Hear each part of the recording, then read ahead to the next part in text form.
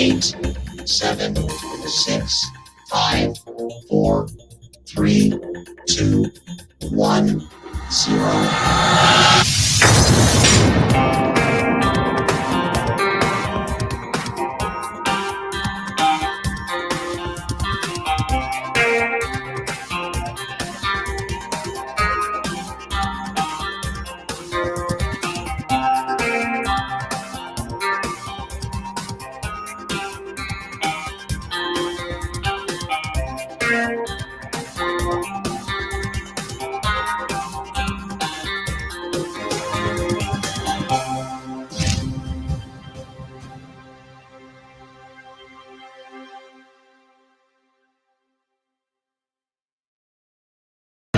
This program contains violent content which may be too intense for some. Viewer discretion is advised.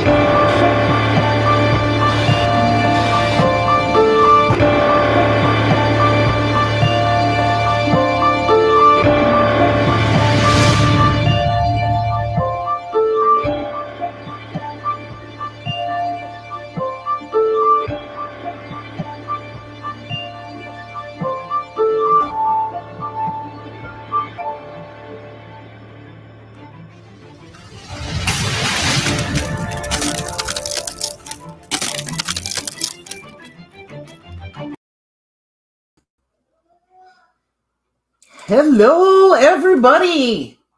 They lied. I don't have my hair done. This is what you get. But docs are out, and I have them.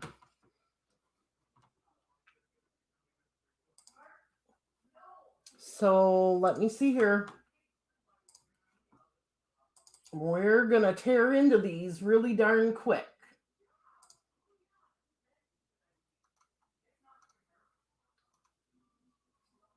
I'm just trying to find where I put it. There we go. All right, here we go. I'm going to start sharing.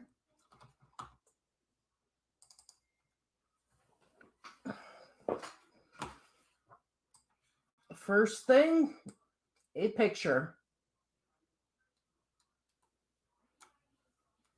Yeah, come on, screen.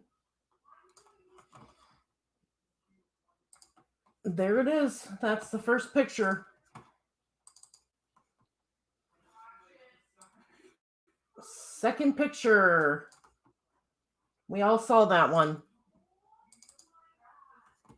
Third, here we go. The state of Indiana to the sheriff. Greetings. You are hereby commanded to summon the Indiana Department of Corrections, care of Westerville Correction Facility. Gives the address.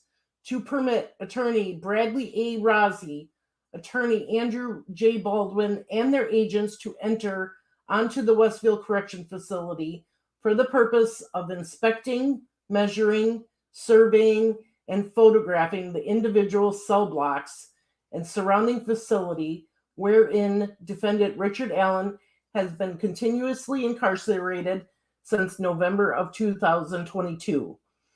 Said event shall occur within 30 days of the issuance of this subpoena, referenced below. Witness this 19th day of May. Request for productions. Thank you, thank you, thank you. Thank you, Renee Days and Rescue All the Dogs. I appreciate it. Pursuant to Trial Rule 34A2 of the Indiana Rules of Trial Procedure, Attorney Bradley A. Rozzi requests Indiana Department of Corrections, care of Westerville Correction Facility, to produce and permit the examination of the following: to permit entry into designated land and or property in the possession or control of the Indiana Department of Corrections for the purpose of inspecting, measuring, surveying, and photographing the individual cell block and surrounding facility wherein defendant Allen has been continuously incarcerated since November of 2022. It lists the names of the agents or the attorneys again, and their agents are available to inspect the premises upon reasonable notice, Monday through Friday from 8 a.m. to 5 p.m. or any other time convenient for the Department of Corrections. Bradley A. Rozzi requests that such production to be made to Bradley A. Rozzi by mailing a copy of said document to Bradley A. Rozzi at this address. This request for production is made pursuant to Trial Rule 34C, and the producing party is entitled to security against damages or payments of damages resulting from this result, and may respond to this request by submitting to its terms, by proposing different terms, by objecting specifically or generally to this request, by serving a written response, or by moving to quash as permitted by Trial Rule 45B. Let's see here. Failure to respond to this request for production or to object to it or to move to quash as provided by the Indiana Rules of Civil Procedure within 30 days from its receipt. So basically, all this one is stating is that they can go and look at his jail cell whenever they want. That's about it. All right, next one, subpoena. Let me see if I can make this a little bit bigger for y'all. All right. Richard M. Allen to Robert P. Baston, care of Westville Correctional Facility. The state of Indiana to the sheriff of said county. Greetings. You are hereby commanded to summon Robert P. Baston to appear for a hearing on Thursday, June 15th, 2023 at 7:30 a.m. in the Carroll Circuit Court to testify in the above captioned cause and return the summons. Witness, Clerk of Court, this 9th day of June, 2023.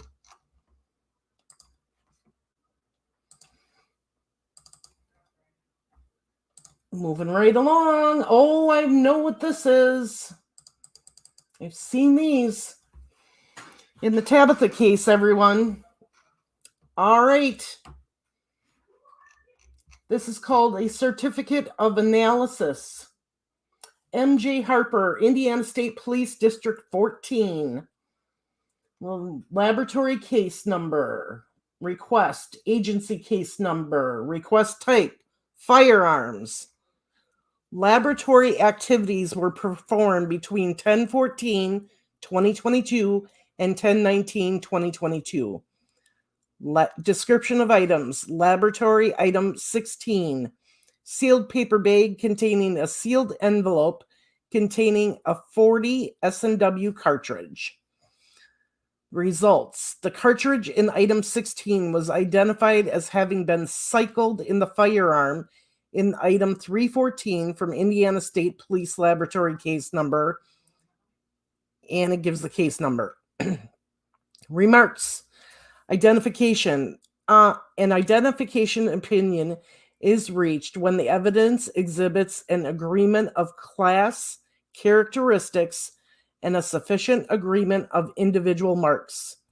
Sufficient agreement is related to the significant duplication of random striated impressed marks as evidence by the correspondence of a pattern or combination of patterns of surface contours. The interpretation of identification is subjective in nature and based on relevant scientific research and the reporting examiner's training and experience. Methodology used to reach results: microscopic comparison. All right.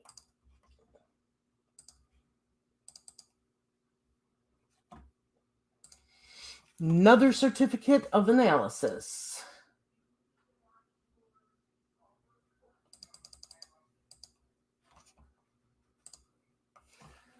All right, so this is for the firearm.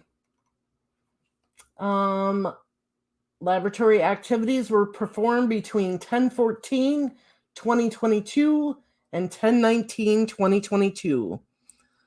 Laboratory item 314, sealed cardboard box containing one Sig Sauer model P226 40 S&W caliber pistol, serial number. Okay. The next item is a sealed manila envelope containing test-fired and cycled ammunition from the firearm in item 314. Next item is sealed manila envelope containing test-fired and cycled ammunition from the firearm in item 314. Laboratory item ending in T3, same thing. Okay, then 315 is a sealed plastic bag containing one cartridge. 316 is a sealed plastic bag containing one cartridge. 317, sealed plastic bag containing one magazine containing 8 cartridges and another magazine containing 9 cartridges. Results: the firearm in item 314 was examined for functional defects and test fired. No functional defects were found. Examination of the cartridge in item 315 revealed it to be a 40 S&W caliber cartridge manufactured by or marketed as Winchester. Examination of the cartridge in item 316 revealed it to be a 40 S&W caliber cartridge manufactured or marketed by Beiser. Examination of the 2 magazines in item 317 revealed each to be a 40 S&W caliber staggered box magazine manufactured by or marketed as Sig Sauer, having a capacity of 10 cartridges. Examination of the 7th cartridge in item 317 revealed each to be a 40 S&W caliber cartridge manufactured by or marketed as Blazer.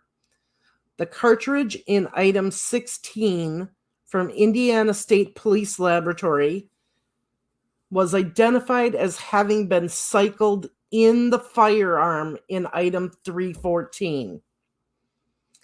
At least a test-fired cartridge case from item 314T1 was entered into the IBIS database. Images of item 314T1 were sent to the BATF National Correlation and Training Center for review. The test fires in item 314T1, T2, and T3 will be returned to the contributor. It is recommended that the test fires are retained for a period of at least 5 years. Remarks: an identification opinion is reached when the evidence exhibits an agreement of class characteristics and a sufficient agreement of individual marks. Sufficient agreement is related to the significant duplication of random striated impressed marks as evidenced by the correspondence of a pattern or a combination of patterns of surface contours. The interpretation of identification is subject in nature and based on relative or relevant scientific research, and the reporting examiner's training and experience.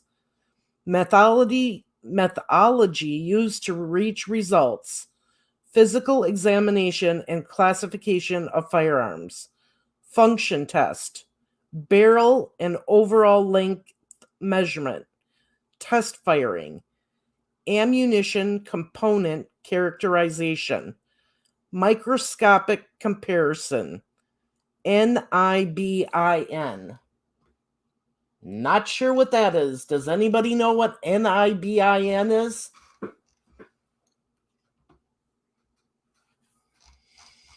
All right, let's see what everybody's saying. I know I skipped the hellos, but give me my Delphi fix. I need it. Yep, I'm giving it to you right now.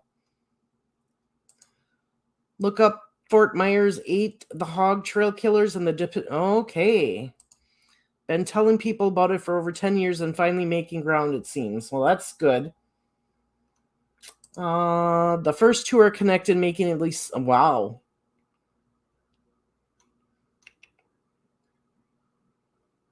Let's see here.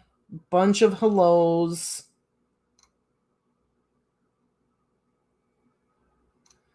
Thank you, Andrea, for helping me get these docs. Let's see here. Judge just gave them random pet photos and included stuff they already know. That'll shut them up. I can only find the 1 8-page document. I have them all. I'm going to stop sharing for a minute. Present. Because my screen was going wacky.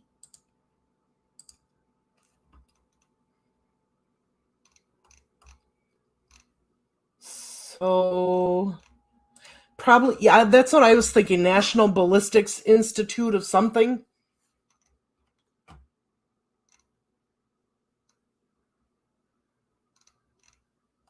All right.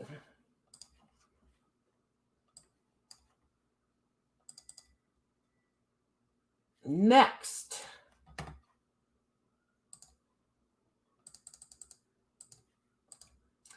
Notice of discovery. So this is State of Indiana, County of Carroll, State of Indiana versus Richard M. Allen.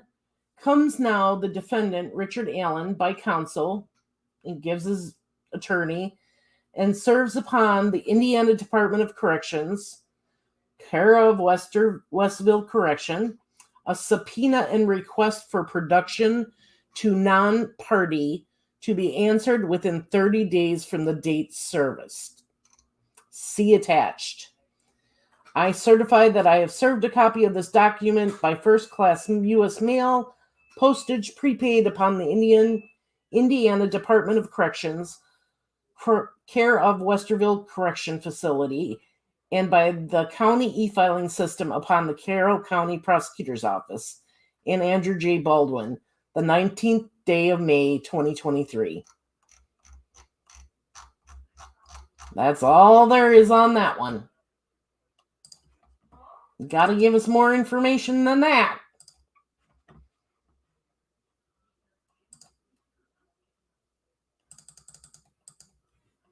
Order. Comes now the court, and having communicated with the parties on defendant Allen's motion for order on continuing disclosure of defendant's mental health records, now grants said motion and orders the Indiana Department of Corrections and or any other departments, law enforcement agencies, and or individuals assuming jurisdiction over the care and custody of Richard M. Allen to release to attorney Bradley A. Rozzi and or Andrew Baldwin upon the written request or either any and all mental health records associated with Richard M. Allen without the necessity of the execution of consents and or waivers by defendant Allen or his agents. Okay, so this is really simple.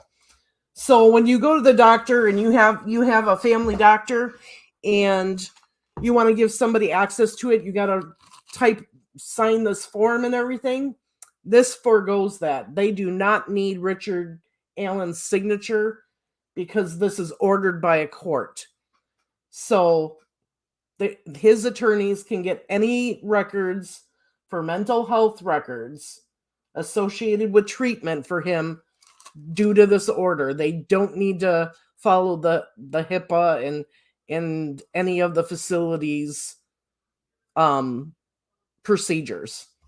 So that is plain and simple right there. Which I'm not surprised they did that because he's in jail, and getting him to sign all these forms and get it to his attorneys could take time. And this way they can just go get it. Okay, so this is a supplemental order on safekeeping.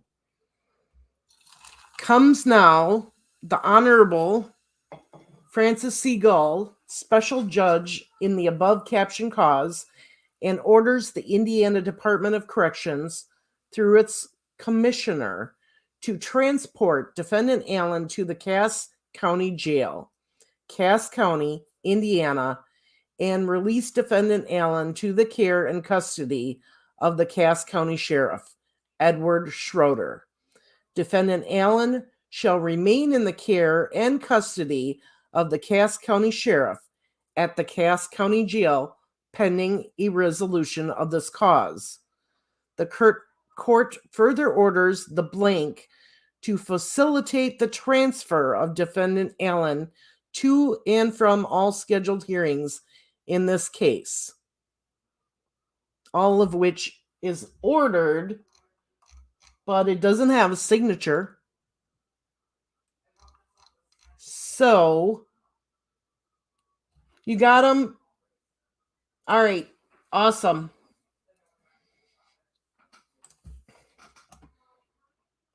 So that sounds like, without a signature, that's just a supplemental order. She may not have decided yet because there's no signature on that one. Ooh, this will be interesting. Temporary restraining order.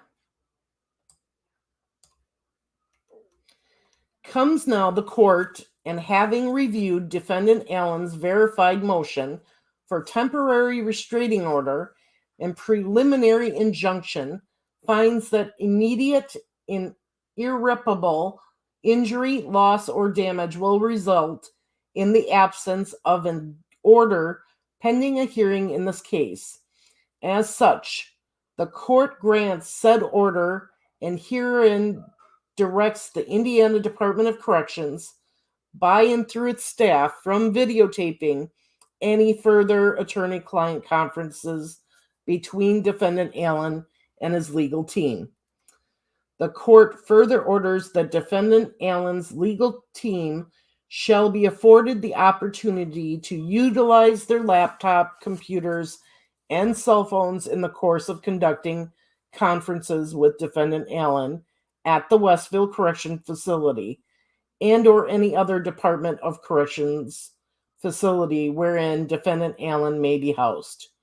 Further, this matter shall be scheduled for hearing on defendant Allen's request for a preliminary injunction on. So this is exactly what we knew was coming. They were putting in an order stating that his attorneys could take their laptops and phones in there and that they could not record him any further.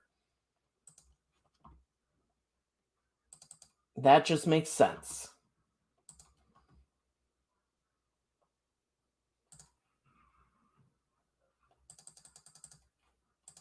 Okay, another order.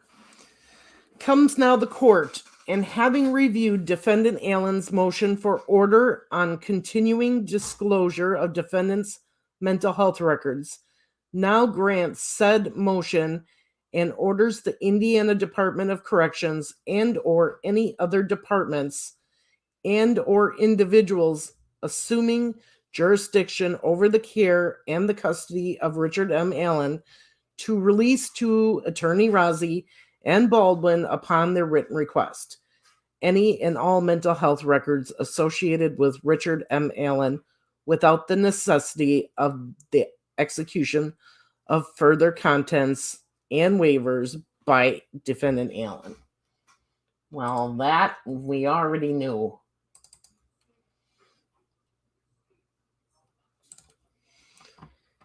So then there is the emergency motion.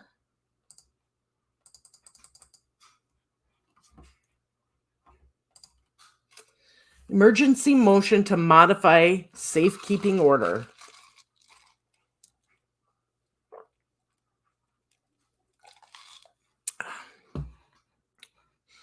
So they are respectfully request that this court modify the court order, safekeeping order entered on November 3rd, 2022 in this cause.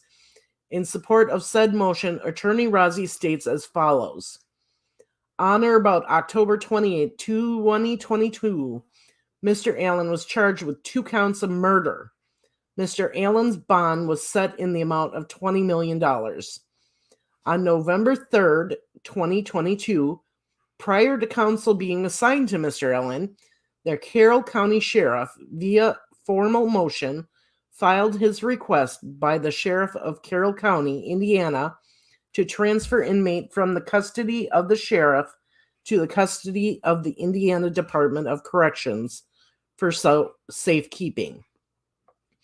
On the same day, November 3rd, 2022, the Honorable Benjamin Diener, judge of the Carroll County Circuit Court, executed a court order granting the sheriff's request and further ordered the Carroll County Sheriff to transfer Mr. Allen to a facility within the Indiana Department of Corrections as designated by the Commissioner of the Department of Corrections, suitable for Mr. Allen's safekeeping.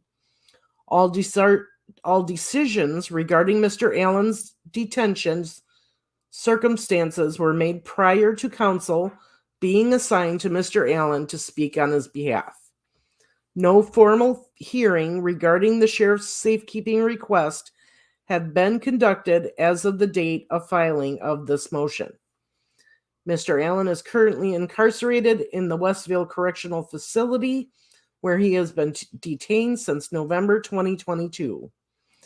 The Westville Correctional Facility is a maximum security prison operated by the Indiana Department of Corrections, wherein thousands of individuals convicted of the most serious crimes such as murder, rape, robbery, and child molesting are confirmed as a result of their convictions.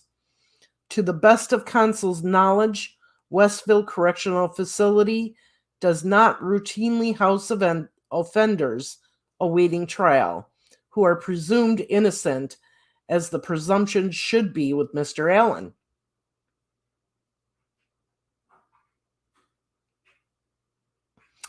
It is further noteworthy that Mr. Allen has been continuously assigned to a separate maximum security segregation unit within the Westville Correctional Facility, wherein the most dangerous offenders are held. Counsel has investigated and confirmed with prison officials that said unit routinely houses individuals serving sentences of life without parole and others who have committed some of the most heinous crimes known to our society or have been transferred to this unit after committing further crimes within the Department of Correction. Counsel was informed by prison employees that said employees were not aware of any other circumstances wherein a human facing trial under circumstances such as these has been housed in said facility. Finally, counsel has discovered that Westville Correctional Facility has been the center of much attention in the recent past in matters involving unequal and inhumane treatment of offenders. The requirement of equal protection dictates, as appellees here agree, that pretrial detainees may not be treated less favorably than convicted persons, unless the difference in treatment is justified by a legitimate government interest.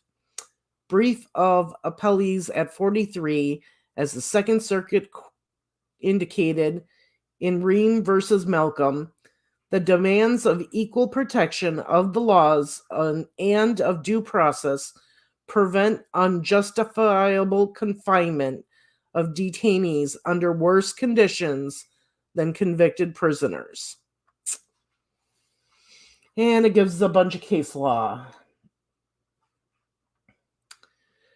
Counsel recently visited the prison and was denied of his request to inspect his client's cell block and living circumstances. Despite this, counsel has reason to believe that Mr. Allen has been required to endure the following conditions over the course of his 5+ month detainment at the facility. Mr. Allen has been entombed in a cell as small as 6 foot in width by 10 foot in length, a space no larger than that of a dog kennel. Mr. Allen is sleeping on a pad on a concrete floor. Mr. Allen is afforded showers only 1 to 2 times per week. Mr. Allen is required to wear the same clothes, including underwear, for days and days on end, all of which are soiled, stained, tattered, and torn. Mr. Allen, who is constitutionally innocent man and maintains his factual innocence as well, has not been afforded any opportunity to visit his wife or other family members during the last 5 months of incarceration, during which time he has been subjected to conditions akin to those of a prisoner of war. Mr. Allen is allowed only an electronic tablet through which he can make calls to family members, all of which is monitored by prison officials, with the cost of all phone calls being borne by Rick and his family. Mr. Allen is routinely supervised by other inmates, companions as referred to within the confines of the prison, who sit on watch outside of his cell door on a daily basis. Mr. Allen is afforded very little, if any, recreation time outside of his cold, concrete, and metal quarters. Attorneys for Mr. Allen delivered nearly 1,000 pages of police reports to Mr. Allen on Friday, March 24, 2023, with the intention of seeking their client's cooperation in his own defense. As of Monday, April 3rd, 2023, said information has yet to be provided to Mr. Allen. The location of Mr. Allen's detention is such that he is isolated geographically, not only from his family, but also from his attorneys, who are required to travel for hours to speak with him in confidence regarding his case. Said visit also require making logistical arrangements with prison officials in advance of visits. It is difficult, if not impossible, for Mr. Allen's attorneys to share confidential and sensitive information with Mr. Allen due to the logistical challenges associated with Mr. Allen's segregation and isolation, to the extent that Mr. Allen is being deprived of his constitutional right to assist in his defense. In contrast, the state of Indiana, through its prosecutorial and law enforcement divisions, sit in the comfort of their own command center, planning and preparing to prosecute Mr. Allen to the fullest extent of the law.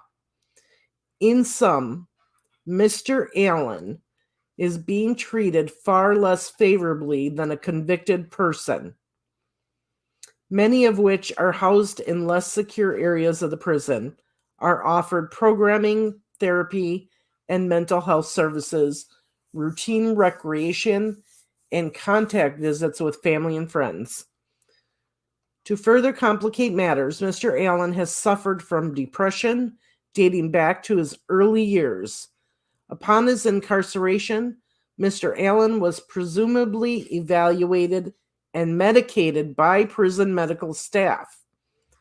Up until a visit with Mr. Allen on April 4th, 2023, counsel for Mr. Allen found him to be polite, communicative, with great eye contact, generally responsive to our questions, and exhibiting a good sense of humor on occasion in spite of his false arrest and circumstances. However, Mr. Allen's deteriorating physical condition has been observed by counsel dating back to the beginning of the new year. As recently as Friday, April 24th, 2023, attorney Andrew Baldwin met with Mr. Allen with optimistic news about the direction of the case, and Mr. Allen was inquisitive about the information, was thankful about the information, and optimistic about the information. Only 10 days later, April 3rd, 2023, attorney for Mr. Allen observed a steep decline in Mr. Allen's demeanor, ability to communicate, ability to comprehend, and ability to assist in his defense.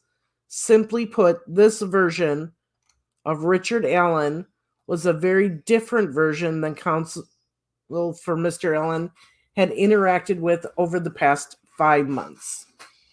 Mr. Allen appeared to be suffering from various psychotic symptoms, which counsel would describe as schizophrenic and delusional. Counsel further believes that in our April 4th, 2023 interaction, Mr. Allen seemed to be suffering from memory loss and is demonstrating an overall inability to communicate rationally with counsel and family members. Counsel experienced these symptoms firsthand upon visiting Mr. Allen on Monday, April 4th, 2023. Wow. So they're calling him delusional and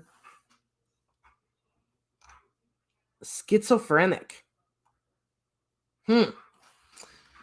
Mr. Allen's physical condition is deteriorating rapidly.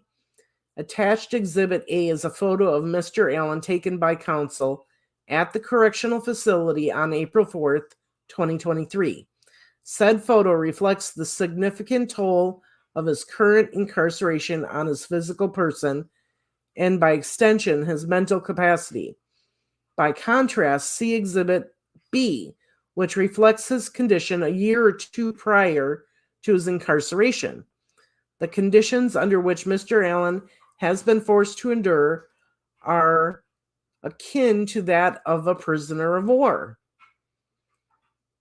The test for determining the constitutionality of treatment of pretrial detainees alleged to deprive them of liberty without due process of law is whether those conditions amount to punishment of the detainee. Hereby, Mr. Allen is being punished to the fullest extent of the law.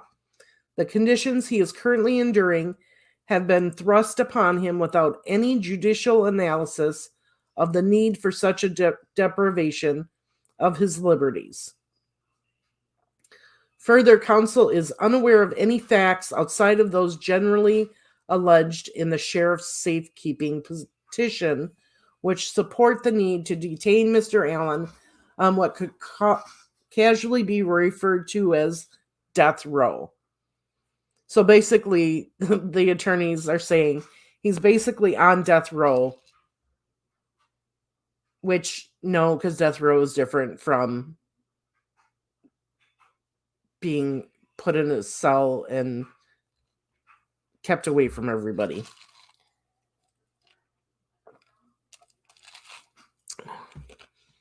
Approximately 2 months prior to the filing of this petition, Attorney Razi was able to secure a more traditional bed space in the Cass County Jail, a newly erected modern jail facility with the most advanced security measures, located directly across the street from Attorney Razi's office and approximately 20 miles from the Carroll County courthouse. Said modification of Mr. Allen's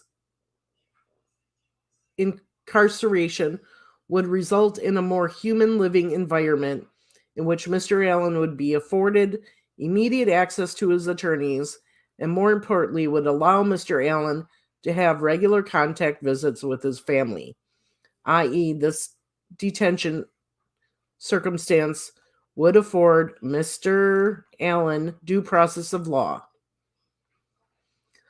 Under these circumstances, Mr. Allen would be treated like other inmates awaiting trial in the criminal justice system, as opposed to being punished based only on the merits of untested charging information and probable cause affidavit.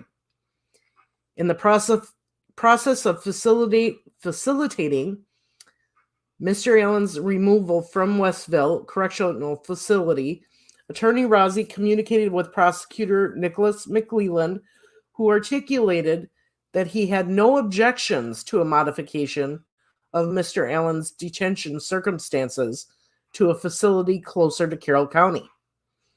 Attorney Rozzi was recently informed that the Carroll County Sheriff's Department declined Attorney Rozzi's request to have Mr. Allen removed from the harsh conditions under which he is currently detained to a more traditional county jail near Mr. Allen's attorneys and family.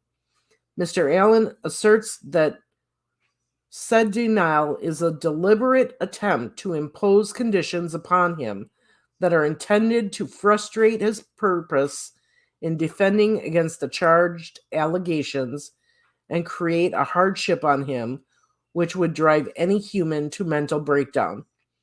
Said approach to his pretrial detention is a direct infringement of his Sixth Amendment rights under the U.S. Constitution. From a practical standpoint, it is also worth noting that raw volume of discovery offered up by the state of Indiana in this case is overwhelming. For example, there exists nearly 3,000 pages of law enforcement reports that need to be examined in this case. In addition, there exists thousands of hours of surveillance video and video interviews of potential suspects, witnesses, and other interested parties. The discovery suggests the law enforcement authorities have processed over 31,000 tips during the course of the investigation, all of which must be reviewed by the defense. Reasonable access to Mr. Allen is necessary as he is needed to assist with the process of reviewing discovery. His current detention situation does not provide this convenience. As a further practical matter, both co-counsel for Mr. Allen are having to drive hours away from their respective law offices in order to talk with Mr. Allen, and the time spent on the road is much more costly for Carroll County taxpayers than housing Mr. Allen in Cass County, where everyone except the Carroll County Sheriff is on board with Mr. Allen being housed during the pendency of this case.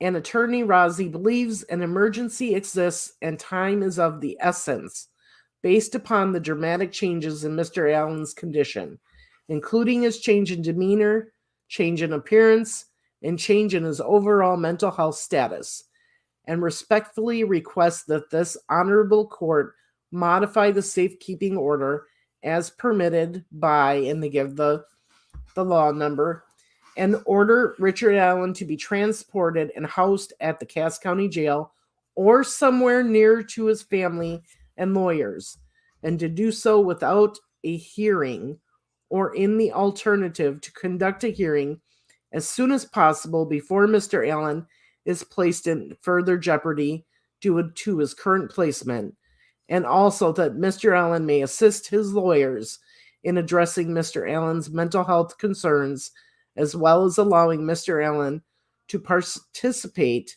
in the preparation of his defense, and for all other just and proper relief in the premises.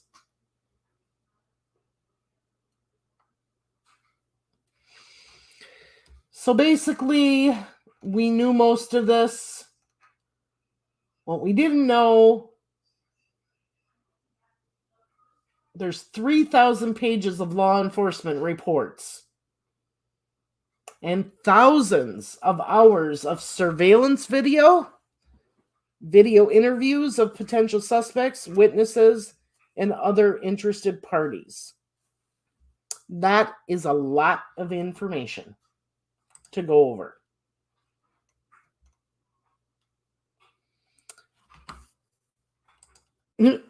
True Crime Beat says I'm sure there's a lot. Yes.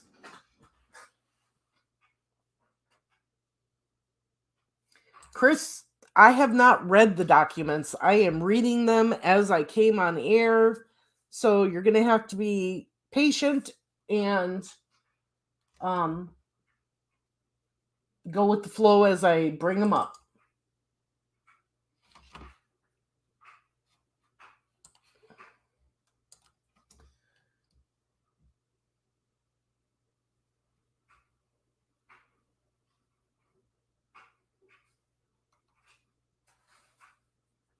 All right, so this is verified motion for temporary restraining order and preliminary injunction.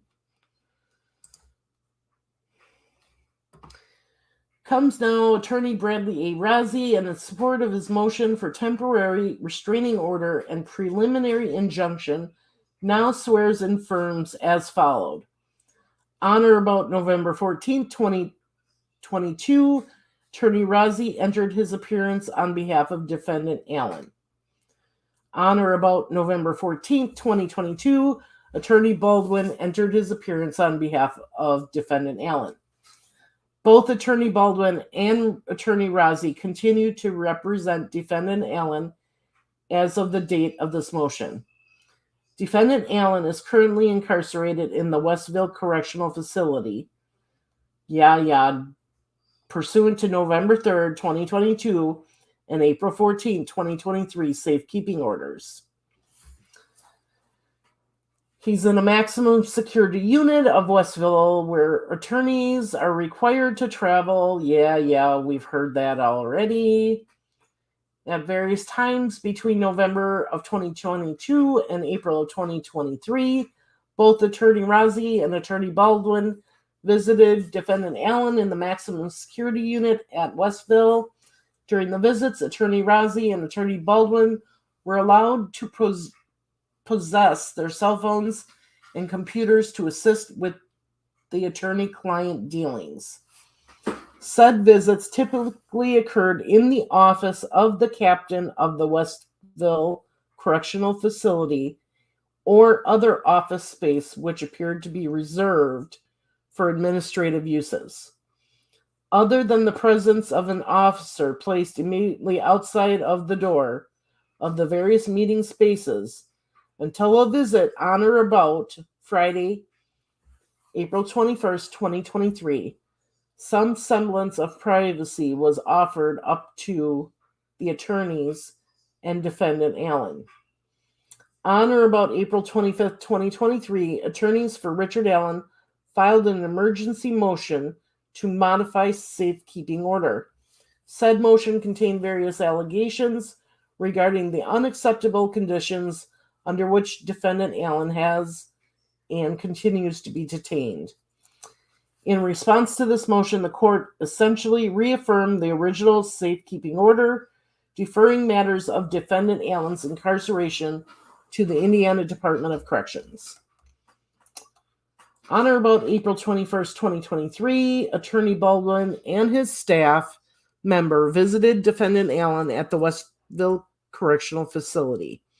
At all times during the visit, Attorney Baldwin, his staff member, and Defendant Allen were under the constant surveillance of correctional staff who also videotaped the attorney-client conference through a window just outside of the meeting room under conditions similar to that which are referenced in paragraph 9 below. Additionally, unlike the previous visits that occurred before filing the April 5th, 2023 motion, Attorney Baldwin was prohibited from bringing his cell phone into the visit. So what they're saying is that they were treated unfairly because before this date they could bring in their laptops and their phones and conduct business with him and meetings and everything. And after they filed this motion against the safeguard keeping, that's when they started getting videotaped.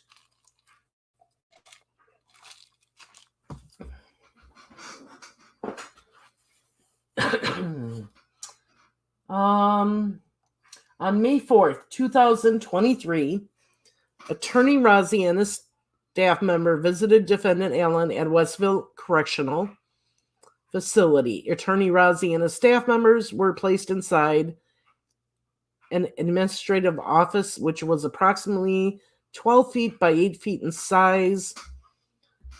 So basically, they're just talking about this room they were in. There was a correctional officer stationed on the opposite side of the window in the hallway with a video camera, which pointed directly at defendant Allen and also in the direction of Attorney Razi and his staff member.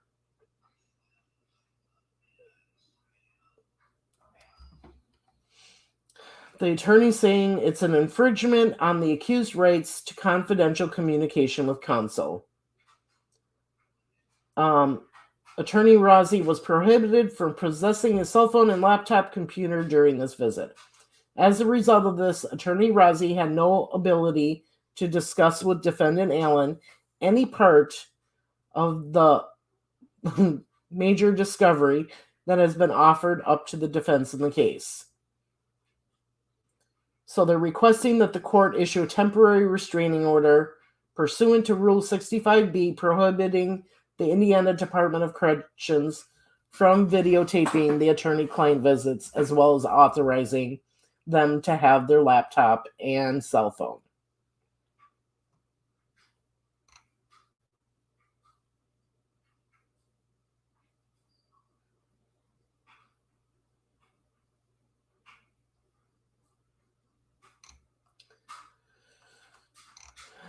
Okay. Complaints. Okay.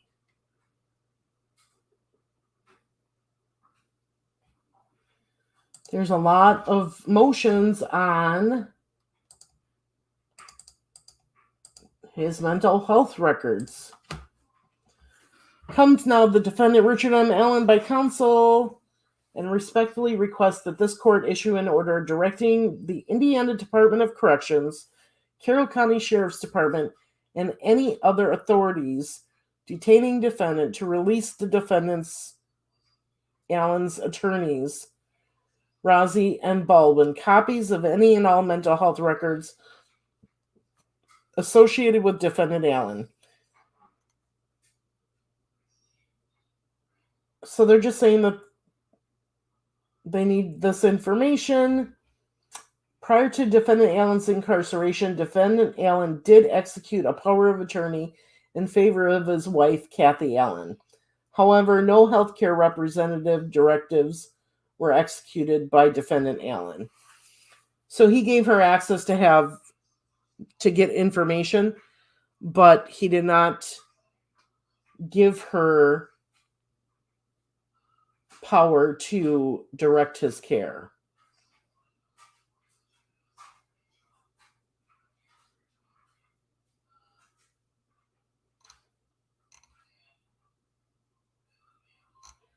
Yeah, and it just keeps going on about that.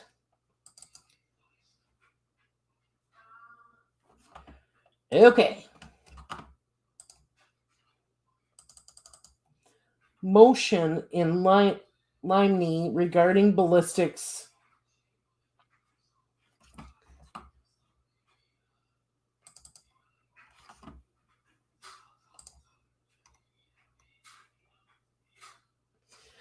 Okay, so the attorney moves this court as followed. Defendant Allen is charged with 2 separate counts of felony murder pursuant to statute. There is no trial date set as of the date of the filing of this motion. Counsel for defendant Allen, upon information and belief, has reasonable cause to believe that the prosecution intends to introduce as evidence the following: testimony from laboratory analyst Melissa Oberg and or her agent supporting the findings referenced in Indiana State Police Laboratory Division Certificate of Analysis attached herein to Exhibit A. Testimony from laboratory analyst Melissa Oberg and or her agent supporting the finding referenced in Indiana State of Police Laboratory Exhibit B. Bench notes and other literature and information in support of conclusions generated in the attached Exhibit A and B. This evidence is inadmissible for the following reasons.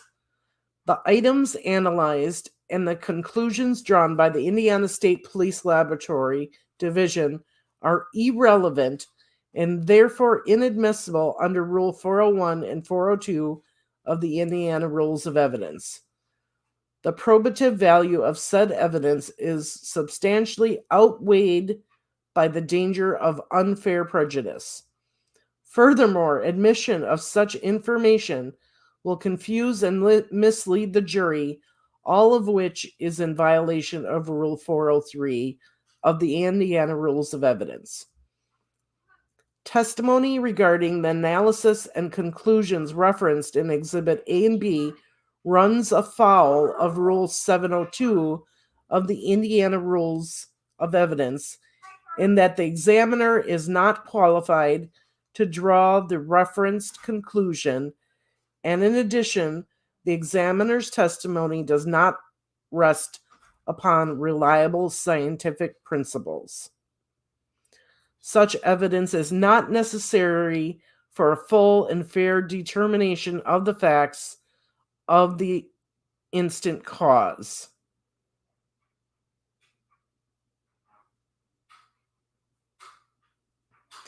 Wherefore, the defendant by counsel respectfully requests that this motion in line be granted and requests the court to order the state of Indiana through its prosecutors and its witnesses not to mention, refer to, interrogate concerning, or attempt to convey to the jury in any manner, either directly or indirectly, the existence of any analysis conducted with regard to the items referenced in Exhibit A and B, as well as any conclusions drawn therefrom without first obtaining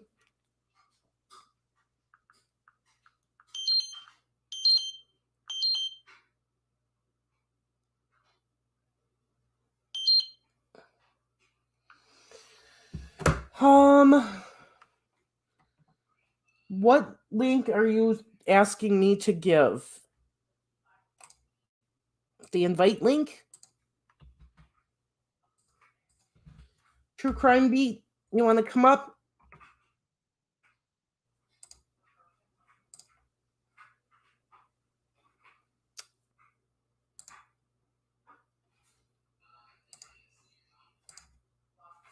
Okay.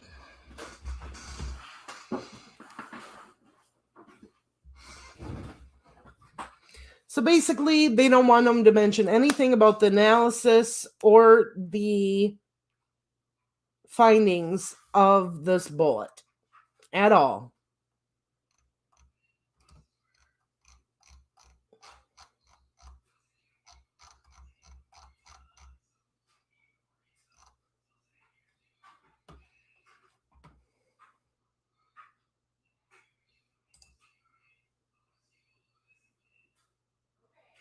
True Crime Beat, send me a email at truecrimewithmarv@gmail.com and I will send them to you. It's in a zip file, so I can send you the zip file. The bullet is important. And unless they can specifically prove that it's junk science and can't be relied upon, it's going to come in.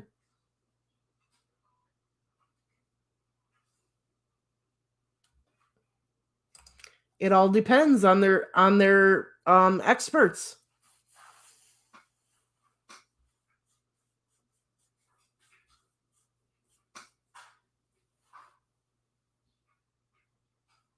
Well, we'll see. All right.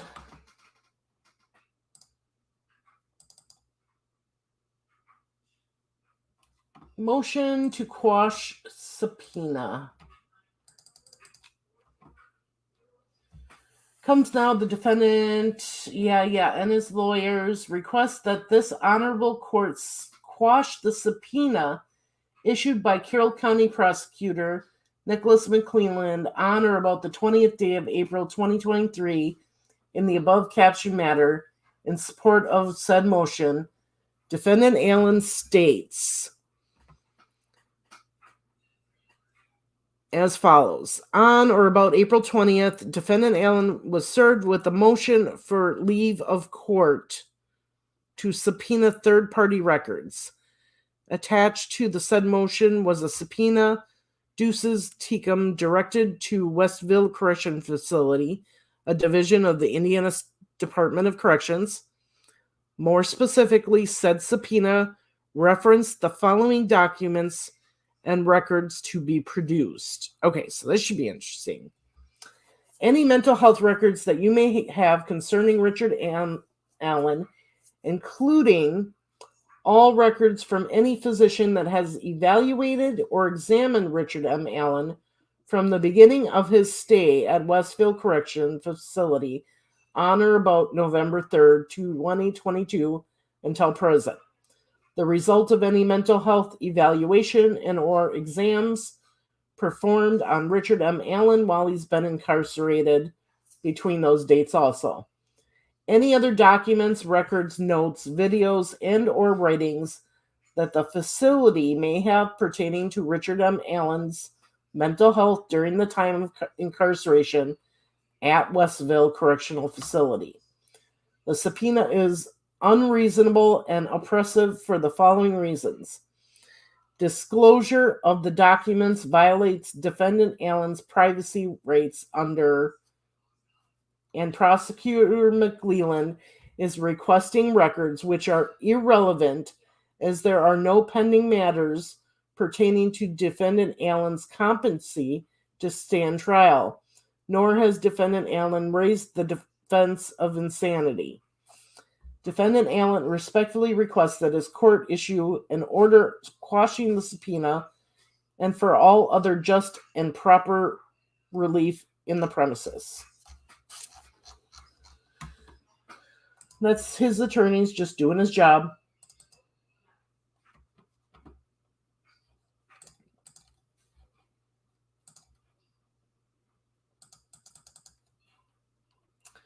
Another motion to quash. Request that his honorable courts quash the subpoena issued by Carroll County Prosecutor Nicholas McClelland on about the 20th day of April in the above captioned matter. In support, okay.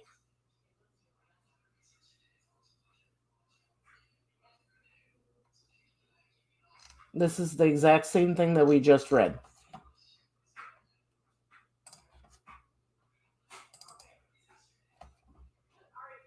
Another motion to quash.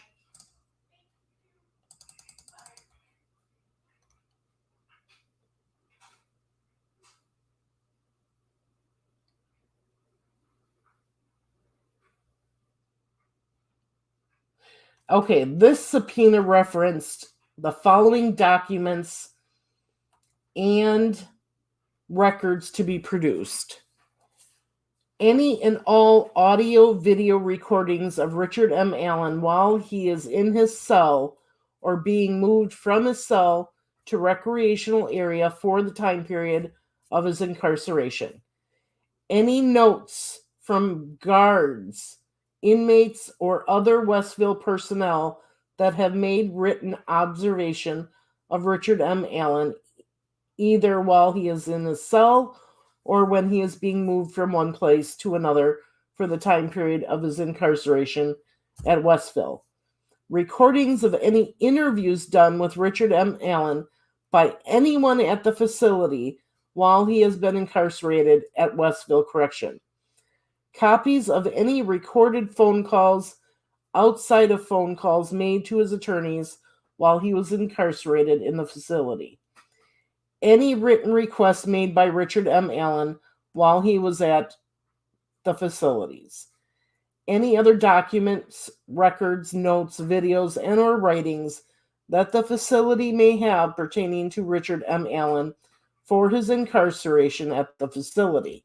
Okay, so we know why. We now know why they requested this information. It's because Richard Allen has supposedly confessed to being involved 5 or 6 times, and they need these notes and these records to find out when this happened. And the defense is saying, no, we don't want any part of that. We don't want that information given out. So, motion to quash. This one is for the specific documents are the work records for Richard Allen. Copies of all work records for Richard Allen, including attendance records for those days. Personal files for Richard Allen. The subpoena is unreasonable and oppressive for the following reason. The records are irrelevant and not likely to lead to the discovery of admissible evidence. Come on. They subpoena work records all the time to show that an individual was not at work on those days. The files may contain information protected. Prosecutors get this information all the time.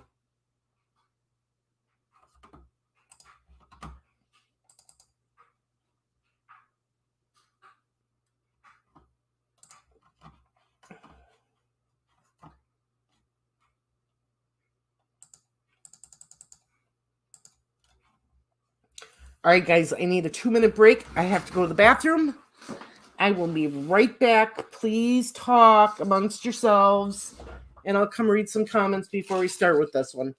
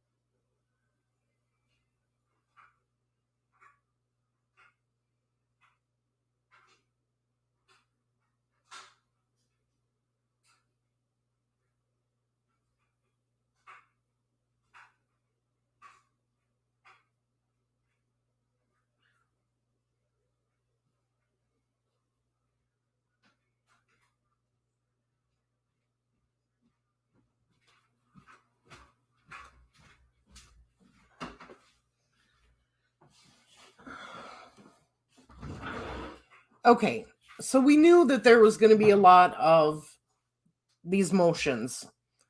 We've known what they are. This one is going to be a little bit more interesting because it's the state's motion requesting the protective order governing discovery. This is why Nick McClelland did not want this to come out. Okay. Now comes the state of Indiana by prosecuting attorney Nicholas McClelland and advises that the state has filed charges against the defendant under the above referenced cause number, that pursuant to Rule 26 of the Indiana Rule of Trial Procedure, the defendant is entitled to discovery, which includes materials of a sensitive nature. Therefore, pursuant to the provision of Rule 26C, the state requests that the court issue a protective order governing these materials as followed. That one copy of the discovery material shall be provided to the counsel for the defendant. So one copy for both attorneys and everything else. That the discovery material shall not be used for any purpose other than to prepare for the defense in the above referenced case number.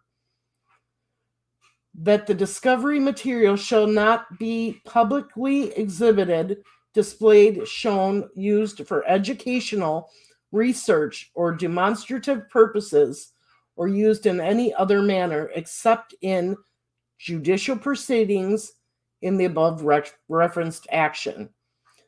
That the discovery material may be viewed only by parties, counsel, and counsel's investigators and experts. Oh, okay.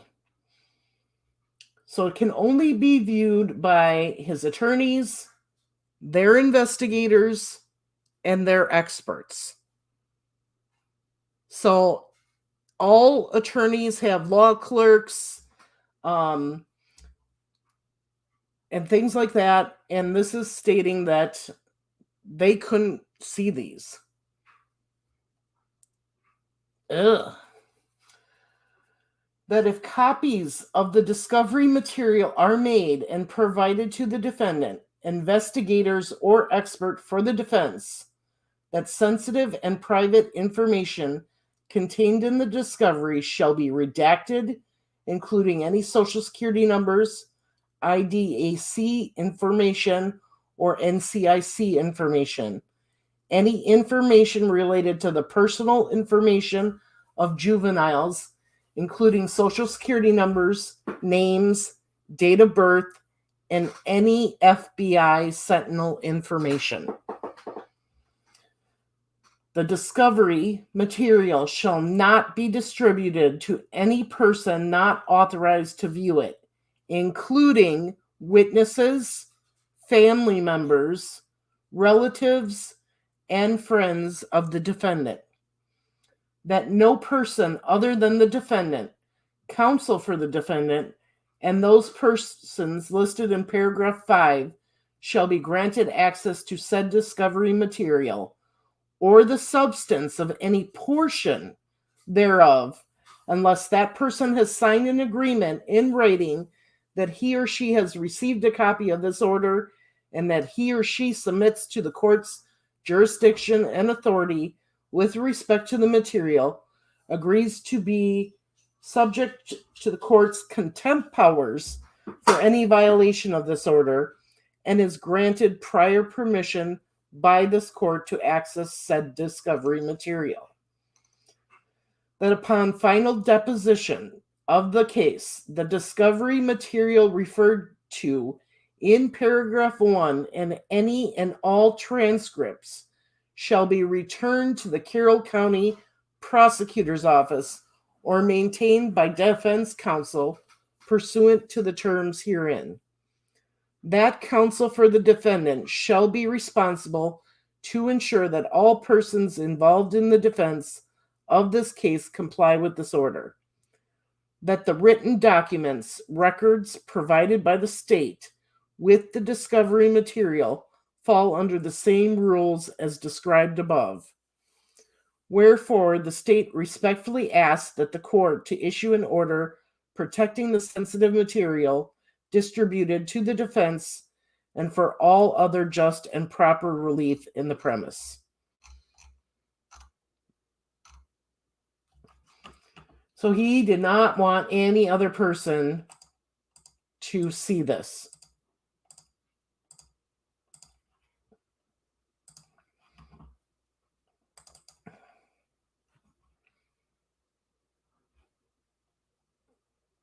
Okay. I was wondering if we were going to get to this one. And we are. Comes now the defendant Richard Allen by counsel Brady A. Rozzi and respectfully requests that the court reconsider the order on judgment of the court entered on April 14th, 2023, and further schedule a due process hearing in this case. In support of said motion, defendant Allen states as followed. Defendant Allen is currently incarcerated in the Indiana Department of Corrections, pursuant to the court order on November 3rd, 2022, wherein the Honorable Benjamin Diener ordered the transfer of defendant Allen pursuant to for safekeeping statute. At no time prior to the issuance of the November 3rd, 2022 safekeeping order was there any evidentiary hearing to support the issuance of said order. Defendant Allen has been continuously incarcerated in the maximum security unit of Westville. During the course of his incarceration, he's been subjected to oppressive conditions to the extent he has been treated less favorably than other inmates in similar circumstances. Defendant Allen incorporates herein the allegations contained in defendant's April 5th, 2023 emergency motion to modify safekeeping order. The emergency motion filed on April 5th requested that this honorable court schedule hearing so as to allow defendant Allen to offer up evidence in support of his request. No hearing was afforded to defendant Allen. The court so sponte issued an order for judgment of the court, essentially reinforcing the safekeeping order that was previously issued. Yeah, we knew that. IC 3533-11-1 holds that the court shall determine whether the inmate is in imminent danger of seriously bodily injury or death or represents a substantial threat to the safety of others. Article 1, Section 12 of the Indiana Constitution provides that all courts shall be open and every person for injury done to him in his person, property, or reputation shall have remedy by due course of law. Justice shall be administered freely and without purchase, completely and without denial, speedily and without delay. Gives the case number. There has been no showing either prior to the November 2022 safekeeping order and or prior to the issuance of the order for judgment of the court of April 14, 2023, which supports the need to confine defendant Allen in the Indiana Department of Corrections under his current conditions. Defendant Allen further believes his Sixth Amendment right to counsel and corresponding rights under Article 1, Section 12 of the Indiana Constitution have been violated for reasons including, but not limited to, the following. Defendant incorporates the allegations contained in the emergency motion to modify safekeeping order filed marked April 5th, 2023. All of defendant Allen's movements, including his meeting with his attorneys, are videotaped by Department of Correctional officials. Information regarding defendant Allen's medical and psychiatric condition may have been disclosed without his consent, and defendant Allen is unable to discuss the merits of his case or anything associated with therewithin, other than through his lawyers on a limited and restricted basis due to logistical challenges with his current detention and due to the distance between he and his lawyers. Defendant Allen respectfully requests that his court set an evidentiary hearing in this matter, and after hearing evidence, modify and or rescind the safekeeping order previously issued in this cause, and for all other just and proper relief in this present premises. Yeah, Connor, what's up?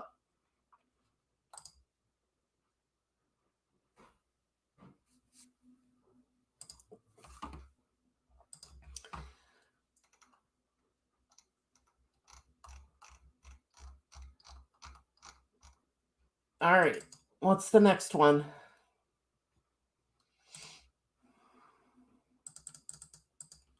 The court, having reviewed defendant's motion to continue bail hearing and jury trial setting, now grants this motion and resets this matter for all bail hearings on no date, no nothing.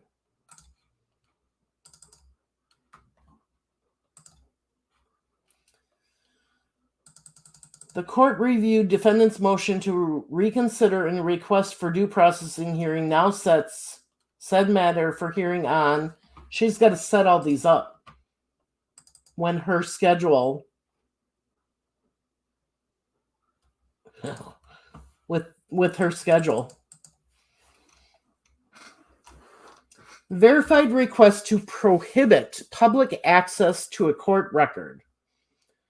Bradley A. Rozzi, counsel for defendant Allen, being first duly sworn upon his oath, requests the court to prohibit public access to 4 separate motions to quash subpoenas, filed simultaneously with herewithin, and in support of said request states as followed. Access or dissemination of the court record will create significant risk of substantial harm to the requester, other persons, or the general public. And Attorney Rozzi makes said request in an effort to maintain in compliance with the order of judgment of the court, the gag order, entered in this case on December 2nd, 2022.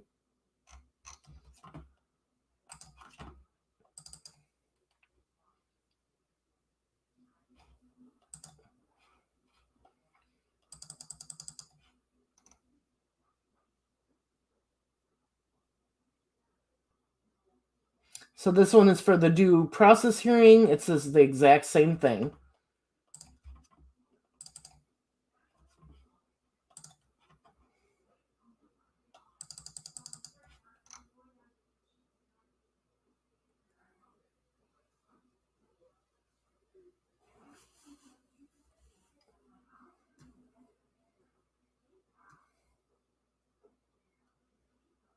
So this is the order on McClellan asking that everything be kept confidential between the lawyers, the investigators.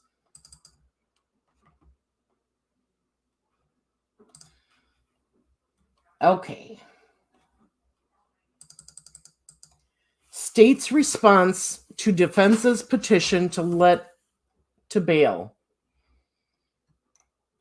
Now comes the state of Indiana by prosecuting attorney Nicholas C. McClellan and respectfully files its response to the defendant's petition to let to bail and would ask the court to deny the same.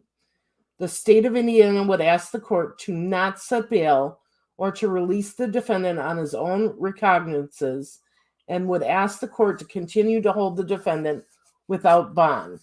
In support, the following requests. The state shows the following. The charges were filed against the defendant on October 28th for 2 counts of murder. That at the initial hearing held on October 28, 2022, the state of Indiana asked that the defendant be held without bail, and the court ordered that the defendant is to be held without bond. that the defendant filed a petition to let bail on November 21st, 2022, stating that the proof of guilt is not evident, nor is the presumption of guilt strong that the defendant is guilty of murder. That the defense is asking that the defendant be released on his own recognizance or that a reasonable bail be set. That per the Carroll County local rules, the defendant is presumed to be held without bond on the offense of murder. That the state believes there is competent evidence that the court can rely on and from which the court can make its own independent determination that the admissible evidence against the accused adds up to strong and evident proof of guilt. That the state believes the evidence shows culpability of the actual crime of murder for which bail may be wholly denied. That the state believes this evidence shows by a preponderance of the evidence that the defendant committed the crime of murder. Under 1C 3533.82, the crime of murder is not bailable if the state proves by a preponderance of the evidence that the proof is evident or the presumption strong that the defendant committed the offense. Wherefore now comes the state of Indiana by prosecuting attorney Nicholas C. McClellan and files the response to the defendant's petition and asks the court to deny the request. Find that the state has met its burden and to hold the defendant without bail until a trial can be held on this matter and for all other just and proper relief.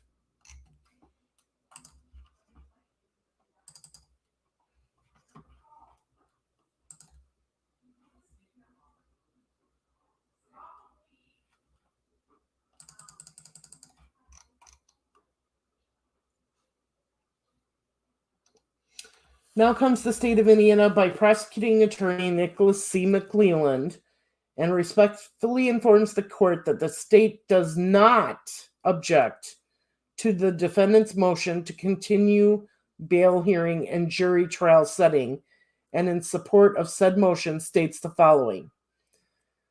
That counsel for the defendant filed a motion to continue bail hearing and jury trial setting on February 7, 2023.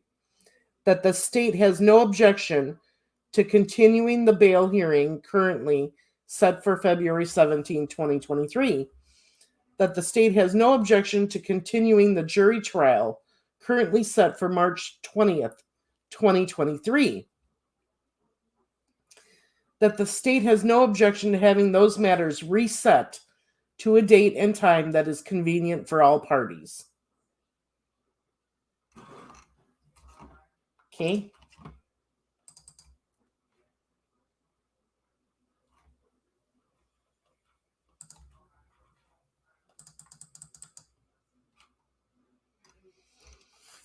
The defendant. So this is supplemental motion for discovery and we request for Rule 404 and 405 evidence.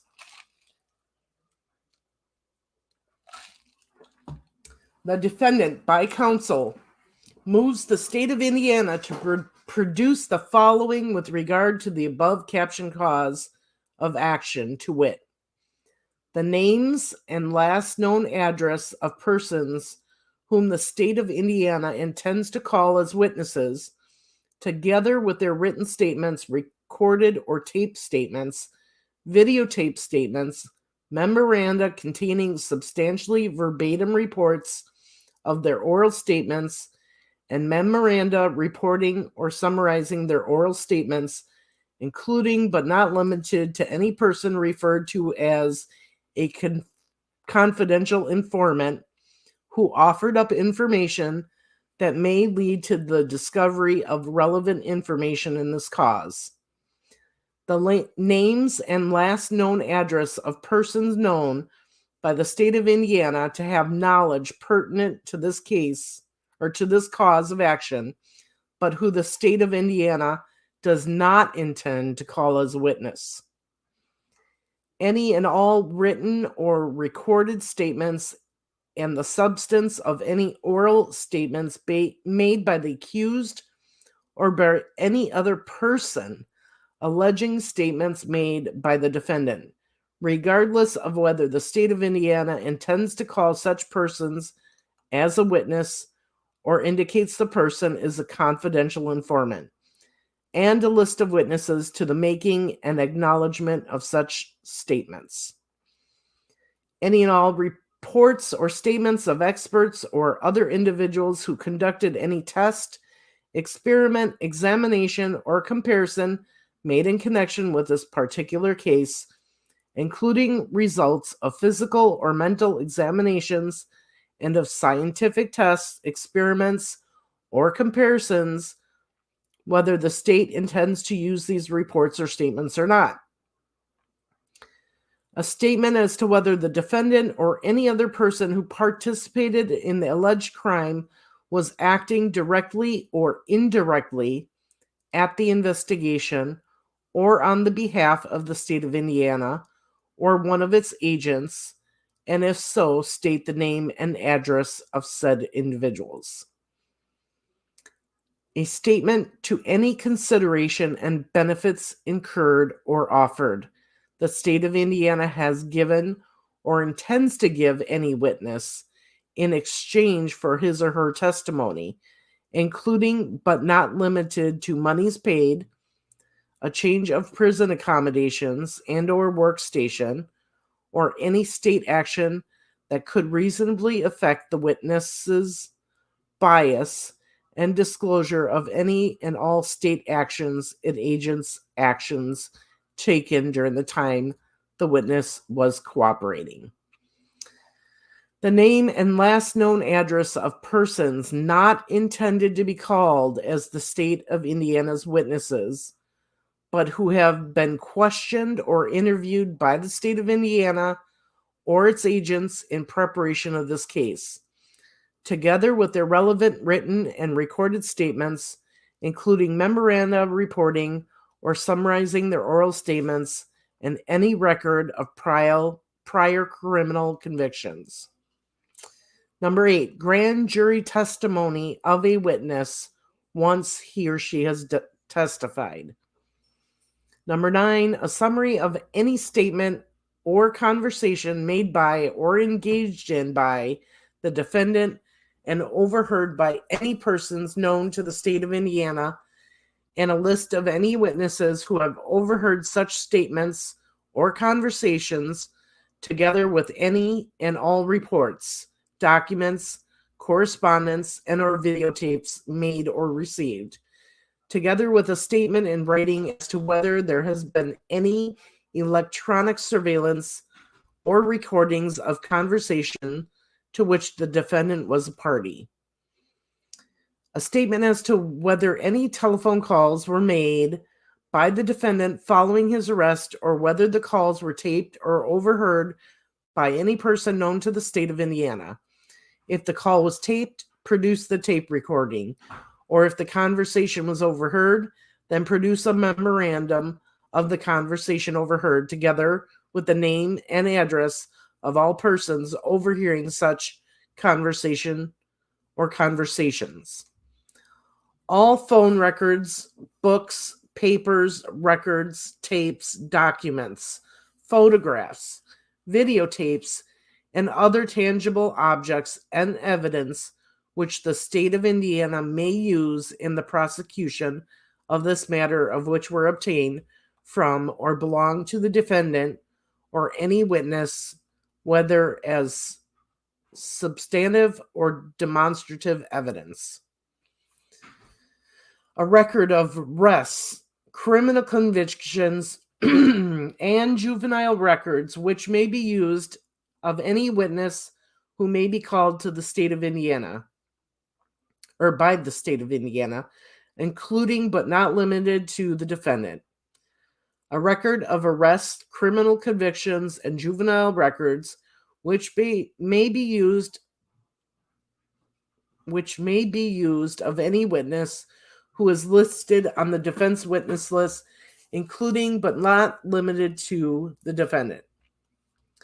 true copies of all written case reports and all other written reports, notes, memoranda, maps, drawings, or diagram, written, drawn, or otherwise prepared by the County Sheriff's Department, City Police Department, Indiana State Police Department, the Federal Bureau of Investigation, the County Medical Examiner's Office, and any other law enforcement agency or any private individual in connection with or pertaining to the investigation of the crime charged against the defendant.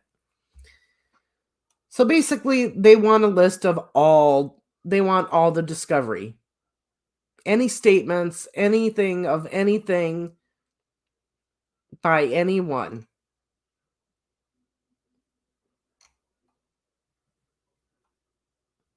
Oh, this one's interesting. Hang on. They want a list of dates and time that the defendant appeared in any lineup, either in person or in a photo array.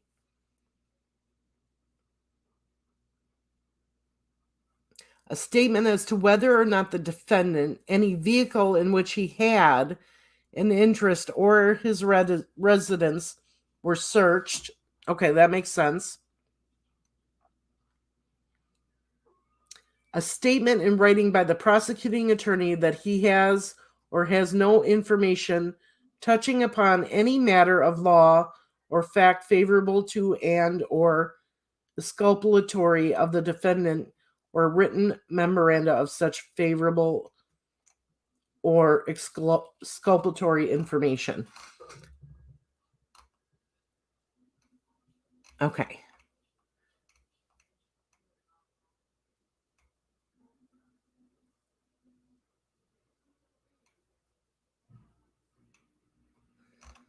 Where did I see that? Somehow I missed one. Hang on.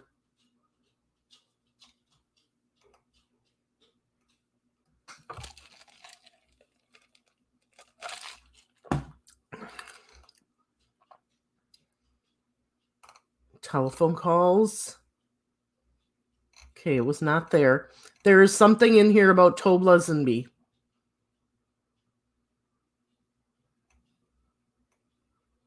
They want all maps, drawings, or diagrams. Any photos. There's the vehicle. Any search warrants for the vehicle.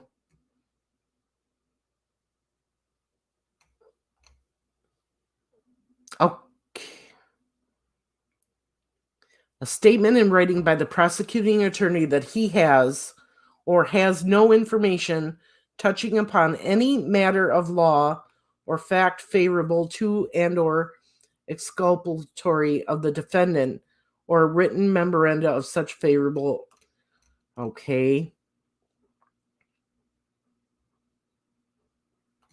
He wants everything from all evidence in the possession or control of the state of Indiana or its agents. Any and all demonstrative exhibits. Any report by any cellular carrier whose records were obtained to determine the location of where calls originated. Copies of any and all documents and audio-video records pertaining to any completed or ongoing litigation, whether threatened or filed in a court, involving the Carroll County Sheriff's Department, Tobe Lesenby, Tony Liggett, Michael Thomas, or any other law enforcement or civilian employee who is named as a potential witness or participant in this litigation, including but not limited to any negotiated settlement agreements resulting from said litigation. He wants copies of any and all documents or any and all personnel files of Tobe Lesenby, Tony Liggett, and Michael Thomas related to their employment with the Carroll County Sheriff Department. All documents and audio video records pertaining to any completed or ongoing litigation.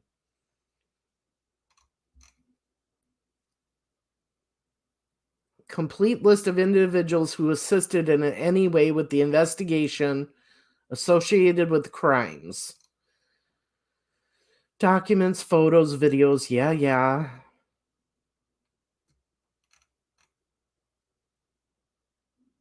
Basically any and all information, plus the personnel files and stuff of Tobe, Liggett, and the other guy.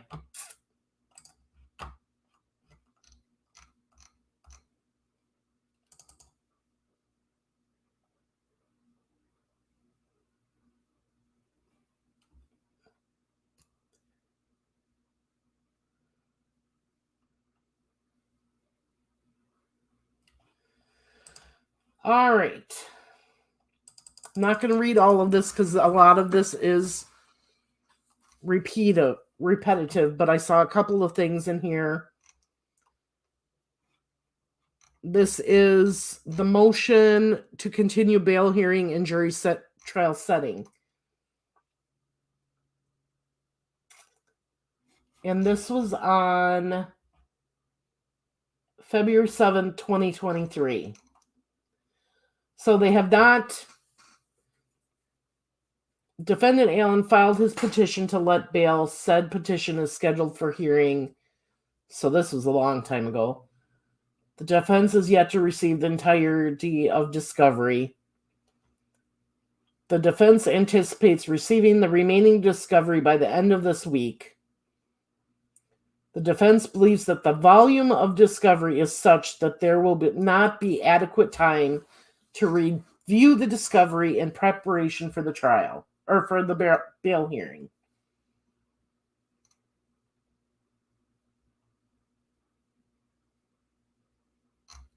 Yeah.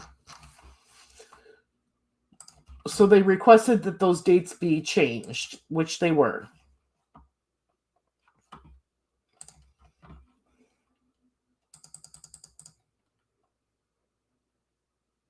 Andrea, am I getting closer to the good ones?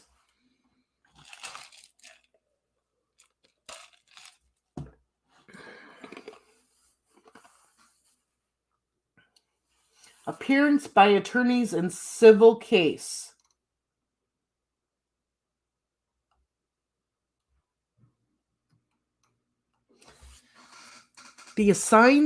The underassigned attorneys now appear in this case for the following non-party members.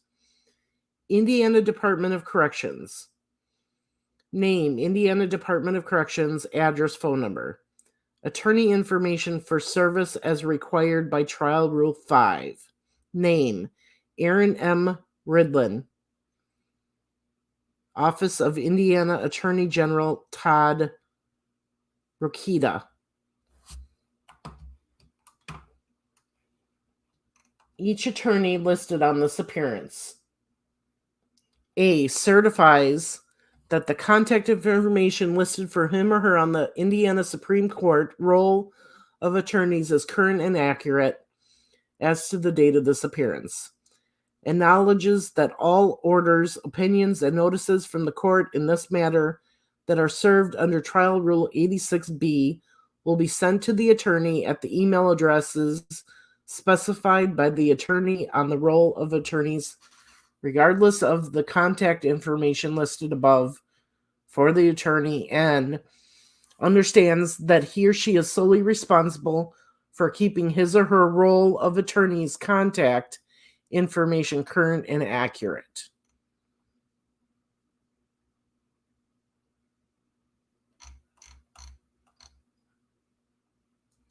So that's just asking them to keep all their information up to date. But a long drawn out way of doing it.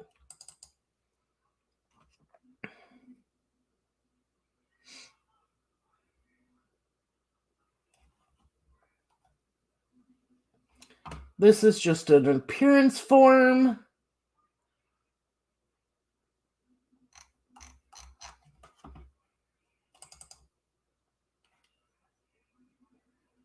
appearance form for Richard Allen.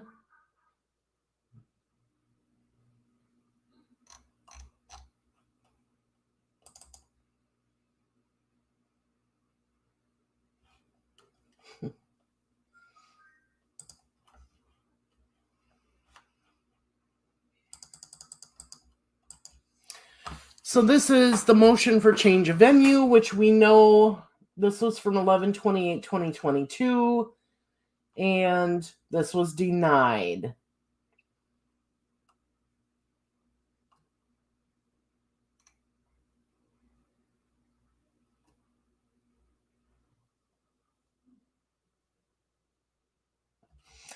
Okay, so says, comes now the accused Richard Allen by and through counsel Brad Rossi and Andrew J. Baldwin, and pursuant to Criminal Rule 12A of the Indiana Rules of Criminal Procedure, requests that this court change venue from Carroll County. In support of said motion, the accused of and his counsel swears and affirms the following. On October 28, 2022, the state of Indiana filed a probable cause affidavit and charging information alleging that Richard Allen murdered victim 1 and victim 2 on or about February 13th, 2017. That the allegations stem from the highly publicized death of 2 Carroll County teenagers. That even before Richard Allen had been accused of these crimes, the matter had been high publicity.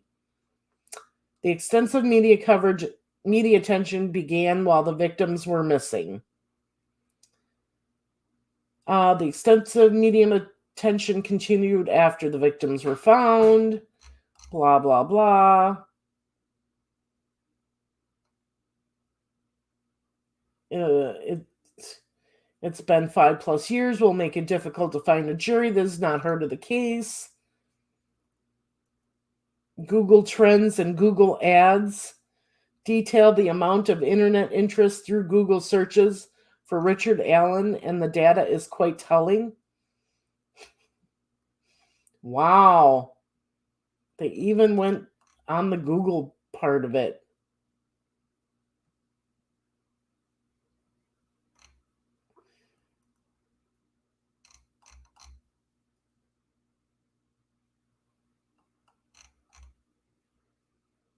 Yeah. Well, we know that was denied.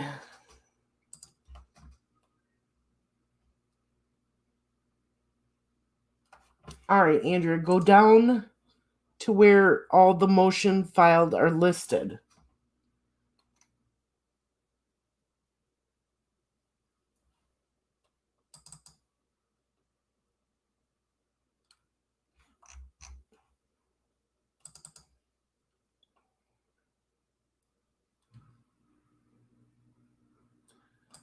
Convert.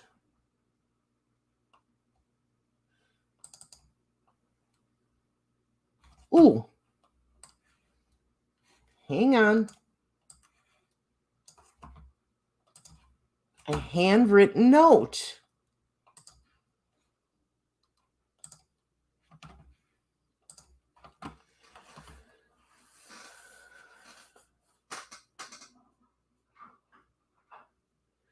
To Carroll County Circuit Court and those something. Cause number. In the cause listed above, I, Richard M. Allen, hereby throw myself at the mercy of the court. I'm begging to be provided with legal assistance in a public defender or whatever help is available. At my initial hearing, I asked to find representation for myself. However, at the time, I had no clue how expensive it would be just to talk to someone. I also did not realize what my wife and I's immediate financial situation was going to be. We have both been forced to immediately abandon employment, myself due to incarceration, and my wife for her personal safety. She has had to abandon our house for her own safety. What little reserve there is will fail to even maintain the original residents. Again, I throw myself at the mercy of the court. Okay.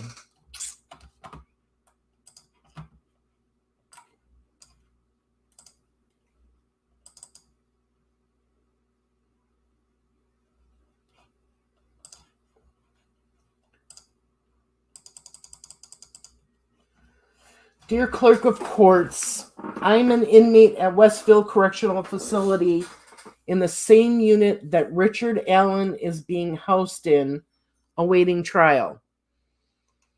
Richard Allen is being abused and mistreated along with other inmates in Westville Control Unit restrictive housing. There are corrupt officers and ranking officers calling Richard Allen a kid killer, teasing him that he has a visit from his family. Phone is ringing on his tablet. Inmates in cells A1 102 Logan Osborne, A2 207 inmate Riley, inmate cell A2 204 and A2 205 threatening to kill Richard Allen and telling him to kill himself. And these inmates have made these comments in front of warden, ranking officers, and officers. The staff has recorded on camera these inmates making these threats and suggestions to kill himself and has done nothing to stop it. I have proof and evidence of assaults by ranking officers and officers on inmates, abuse and mistreatment in grievance and the governor's office of something ombudsman bureau that have been mishandled and covered up because the Indiana Department of Correction is allowed to police itself with their Office of Investigation and Intelligence. I recently sent letters to the U.S. Department of Justice from Indiana State Representative Dr. Vernon G. Smith and from the U.S. State Judiciary Committee concerning the DOJ and FBI mishandling complaints on the Indiana Department of Correction and their facilities. On March 21st, 2023, while in the same unit as Richard Allen, I attempted suicide and spent 3 days in the hospital due to the staff and officer abuse and mistreatment on April 9, 2022. I attempted suicide and spent 4 days in hospital intensive care unit. The IDOC or their mental health provider has provided me no mental health help or treatment. I correspond with a New York Times investigative reporter and her team at the University School of Law and have made them aware of the assaults, abuse, and mistreatment going on here at Westville Correctional Facility and other IDOC facilities. Please forward this letter to the judge in Richard Allen's case and to his attorneys because I have wrote to the organizations mentioned to expose the assaults, abuse, and mistreatment. Respectfully submitted and sincerely, Robert P. Baston. P.S. Richard Allen's attorneys just exposed the abuse and mistreatment in the news media and filed an emergency petition in the court. Wow.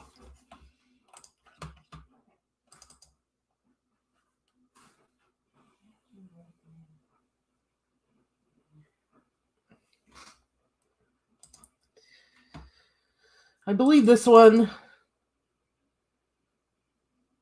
is the rules for the court.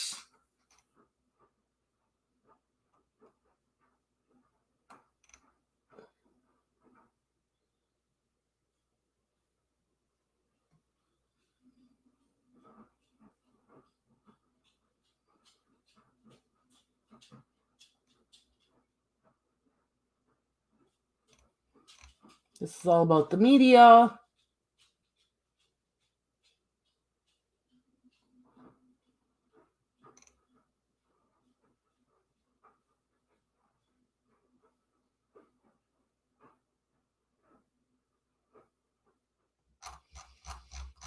All right, I'm going to read this one.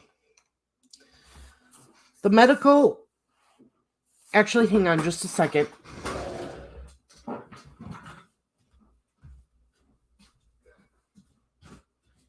Hey, Paula, can you come here? Piper, stay.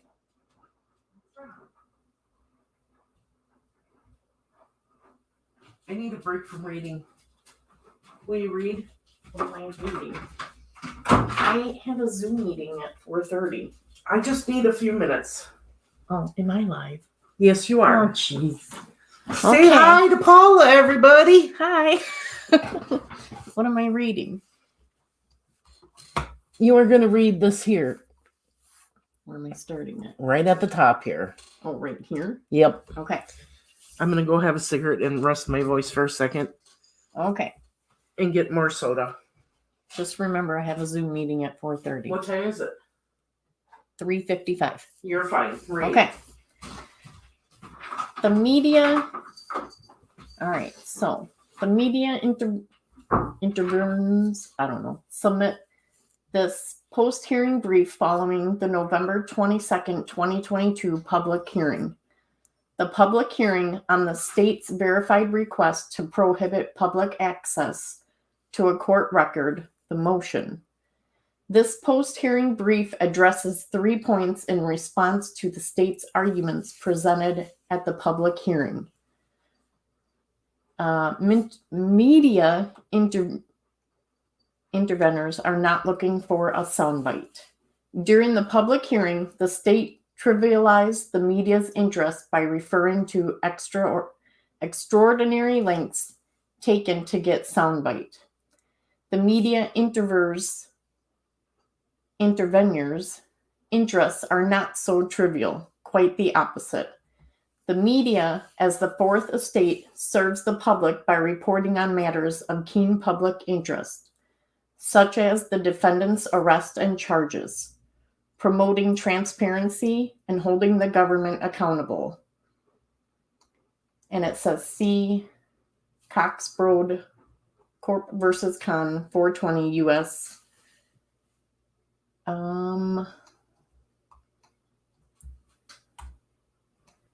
Says that the term media interveners refers to the following entities collectively: Indiana Broadcasters Association, Inc., Hoosier State Press Association, Inc., the Associated Press, Circle City Broadcasting, Scripps Company, Nexstar Media, Newhoff Media, Lafayette, Woof Boom Radio, Gannett Satellite Information Network, the Indianapolis Star, and the American Broadcasting Companies, and ABC News. Of the press serves to guarantee the fairness of trials and to bring bear to beneficial effects of public scrutiny upon the administration of justice. When the government denies access to full information, it is not only the media's job, but its responsibility to seek what little information it can obtain. Full access would improve the depth of reporting, avoid misinformation, and promote accountability. In sum, the media interveners' news-gathering efforts should not be cast as nuisance, or worse, actively discouraged. Doing so would undermine the media interveners' federal and state constitutional rights and Indiana's public policy favoring access. And it says, concerns regarding safety and further investigations do not warrant exclusion.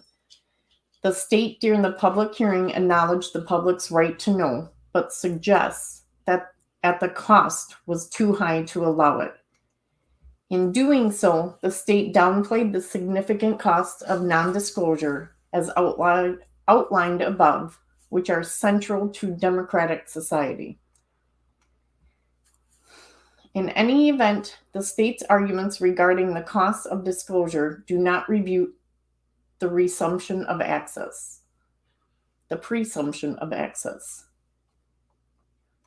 First, as to the state's concern for the ongoing investigation, though the state indicted the actors other than the defendant may have been involved in alleged crimes, the state apparently has conducted sufficient investigation as to the defendant himself to charge him with double felony murder. The state may continue investigating other actors while disclosing why the defendant was charged. The supporting information should not be kept under the rug for months or years on end.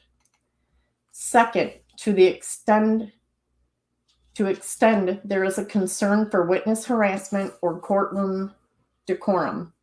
The course of the public hearing demonstrated that the court and law enforcement were well equipped to implement appropriate security measures, and the public was able to abide by the court's rules for decorum. As for witnesses outside the courtroom setting, the state has already provided the court a copy of the probable cause affidavit with their names redacted. At minimum, the court can and should release the copy without compromising witnesses' privacy. These proceedings should not be cloaked in secrecy until a verdict. Do you want me to keep reading? Where you at? I'm right here. No, I'm good. Okay. I got to chug some soda. We're good. Thank you. Okay. You're welcome. Finally, the state's concern for witness privacy suggests that the state may ask for future hearings or even the trial itself to be blocked from public access. If the public is to accept the ultimate result of any trial, this is not a realistic solution. See Richmond 448 U.S. at 752. People in an open society do not demand infallibility from their institutions, but it is difficult for them to accept what they are prohibited from observing. A public trial and public proceedings are essential to ensure justice for the victims, fairness to the accused, and overall legitimacy of the process. No matter the ultimate result, the public needs to be apprised of the process along the way. If the defendant is acquitted or enters into a plea agreement, the public needs to know why to ensure the government is doing its job. If the defendant is found guilty, the public needs to know why to ensure that the government is delivering justice. There are too many instances in our nation's short history, of criminal sanctions being handed down without appropriate process and public oversight. This is not an occasion to return to that practice.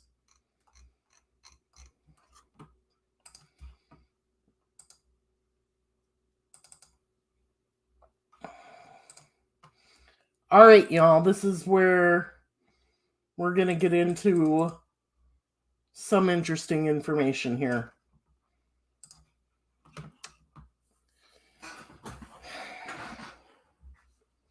Exhibit A, Notice of Discovery.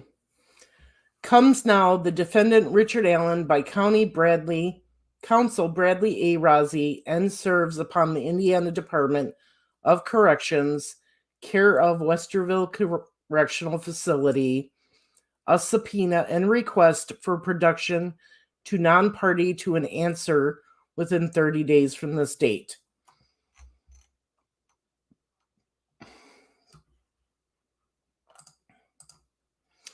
Subpoena. The state of Indiana to the sheriff's greetings. You are hereby commanded to summon the Indiana Department of Correction to permit and agents to enter into the Westford for the... We've already read that.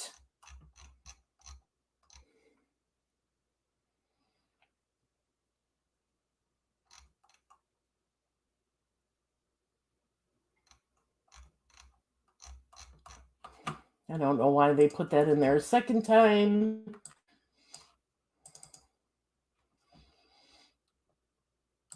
Count one.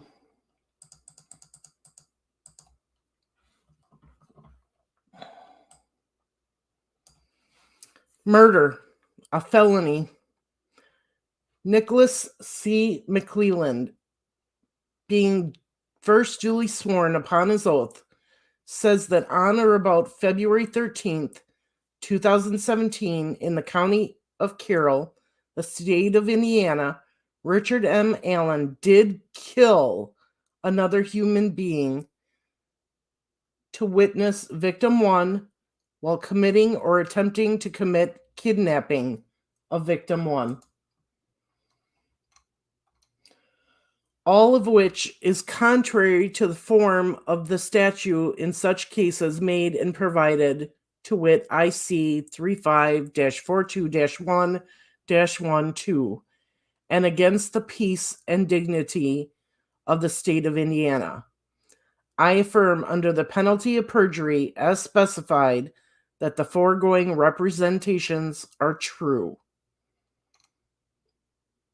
Witnesses: Kathy Allen, Sarah Carbaugh, Stephen Buckley, Jeremy Clinton, Josh Edwards, Brian Harshman, William Coffers, Wesley McWhirter, Melissa Oberg, A.J. Smith, A.S., B.W., Betsy Blair, Kelsey German, Matthew Clemens, Dan C. Dullen, Jay Harper, Jerry Holman, Tony Liggett, Stephen Mullen, Terry Wilson, David Vito, R.V.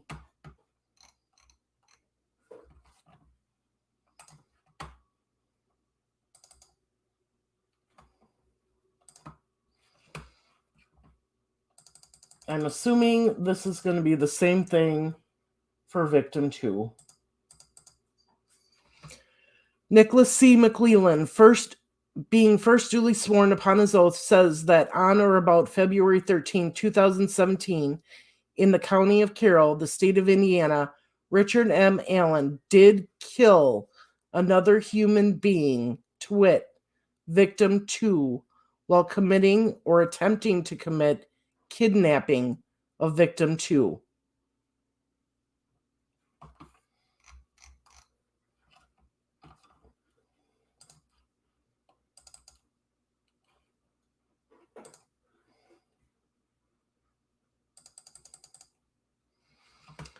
Count 1, murder.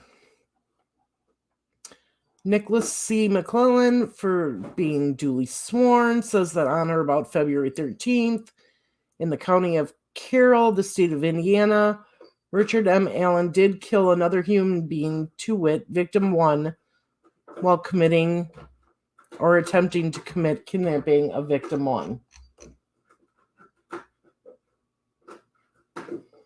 Okay, so they just combined them here.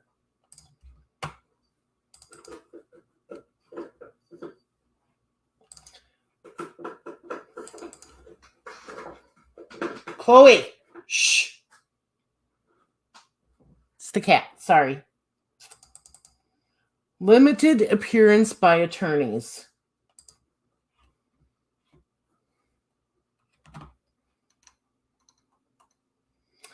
The undersigned attorney and all attorneys listed on this form now appear in this case for the limited purpose challenging the provisional sealing of the probable cause affidavit and charging information in the above captioned cause pending the November 22nd, 2022 public hearing on the matter.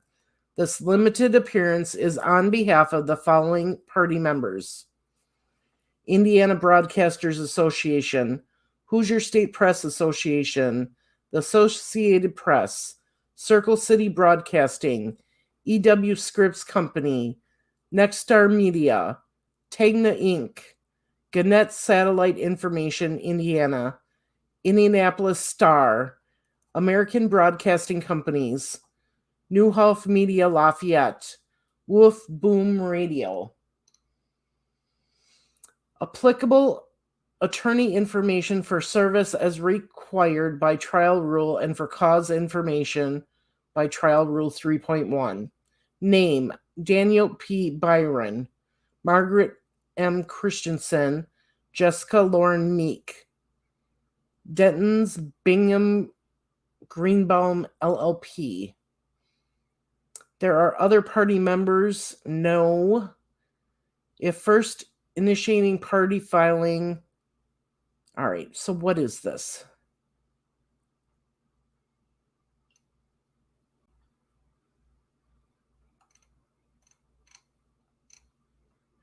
I hereby certify that on November 21st, 2022, the foregoing was filed with the clerk of Carroll County Circuit Court and served via IEFS.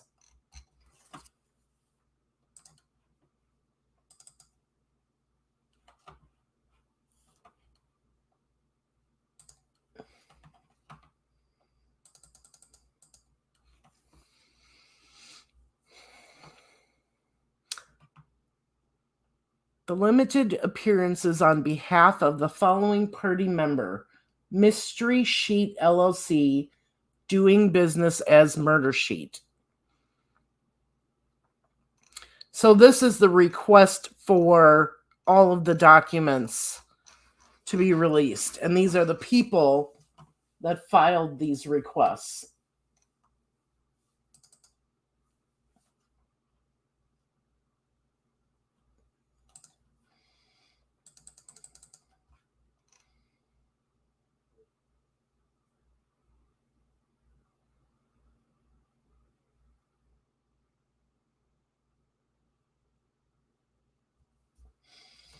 Yeah, that's exactly what this is.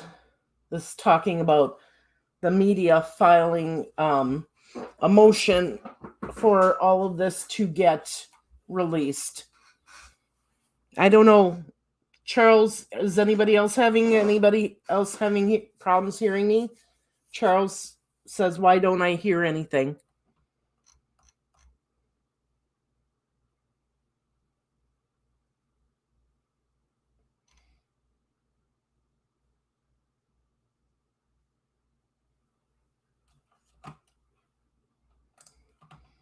So we don't need to read through all that. Oh, okay. Yeah, that's another one. This is another one.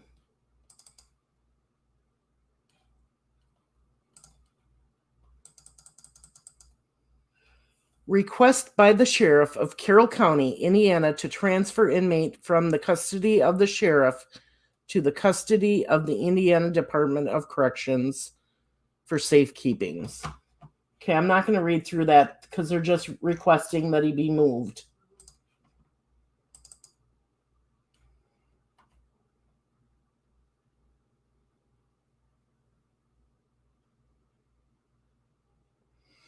So this one, I'm just going to show you the title here. This is another motion prohibiting the parties, counsel, law enforcement officials, court personnel, coroner, and family members from disseminating information or releasing any extrajudicial statements by means of public communication. This is the gag order right here. So I'm not going to read through that one. We all know what a gag order is.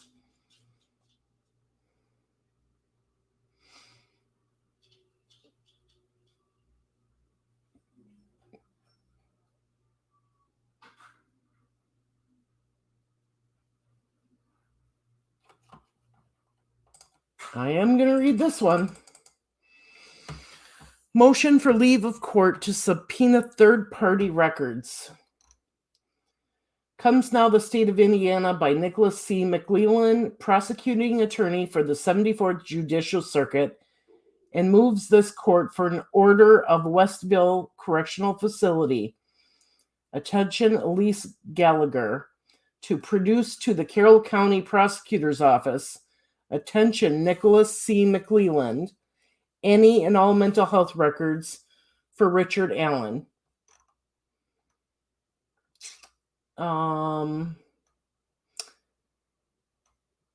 Associated with his stay as an inmate at the facility from November 3rd, 2002 until present. While working the Delphi investigation, Carroll County Sheriff's Department Detective Tony Liggett developed information that Richard Allen was involved in the murders of Victim 1 and Victim 2. The investigation shows the following: that on February 14th, 2017, Victim 1 and Victim 2 were found deceased in the woods approximately 0.2 miles northeast of the Monon High Bridge in Carroll County. Their bodies were located on the north side of the Deer Creek.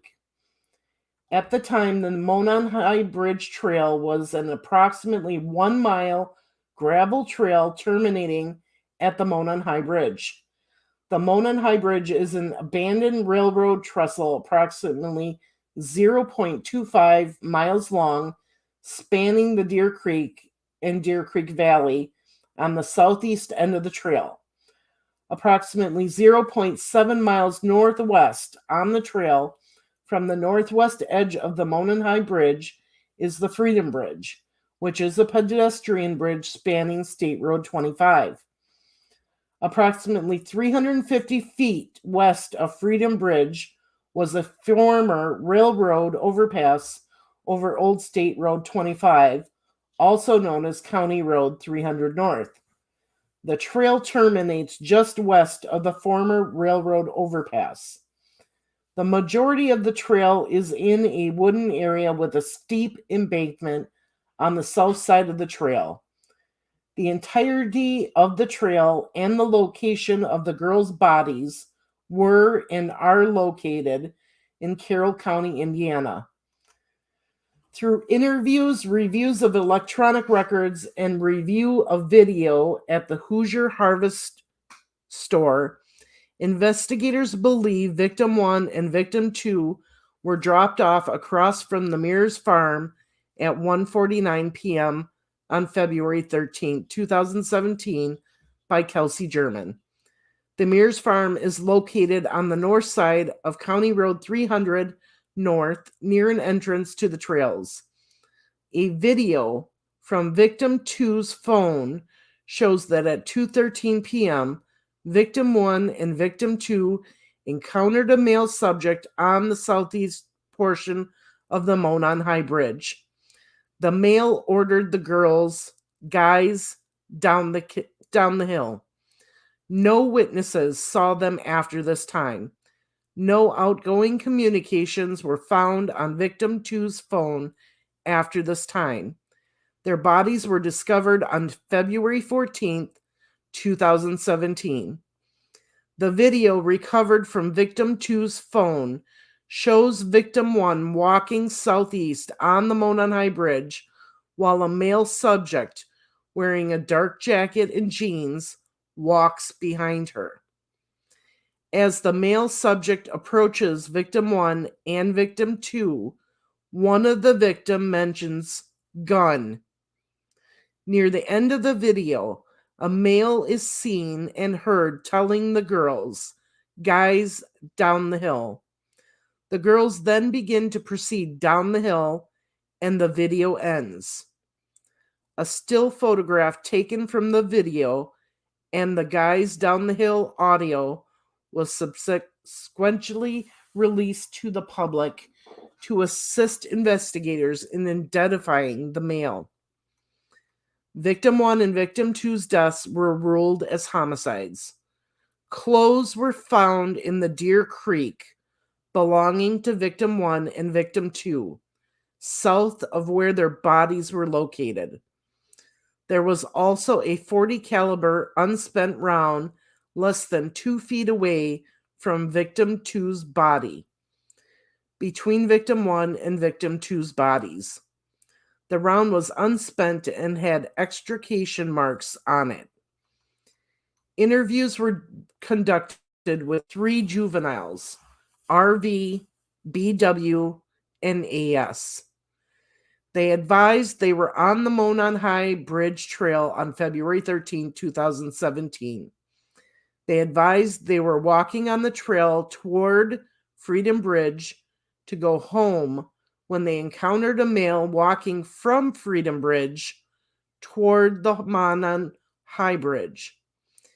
AS described the male as kind of creepy, advised he was wearing like blue jeans and like really light blue jacket, and his hair was gray, maybe a little brown, and he did not really show his face. She advised the jacket was a duck canvas type jacket. Yes, one of the initials of the 3 juveniles was BW Digital. So this is AS describing this male first, though. So she said he was wearing a duck canvas type jacket. RV, who is the second witness, advised she said hi to the male, but he just glared at them. She recalled him being in all black and had something covering his mouth. She described him as not very tall, with a bigger build. She said he was not bigger than 5'10". RV advised he was wearing a black hoodie, black jeans, and black boots. She stated he had his hands in his pocket. BW showed investigators photographs she took on her phone while she was on the trail that day. The photographs included a photo of the Monon High Bridge taken at 12:43 p.m. and another one taken at 1:26 p.m. of the bench east of the Freedom Bridge.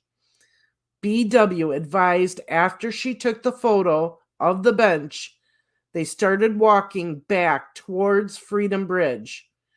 She advised that was when they encountered the man who matched the description of the photograph taken from victim 2's video. BW described the man she encountered on the trail was wearing a blue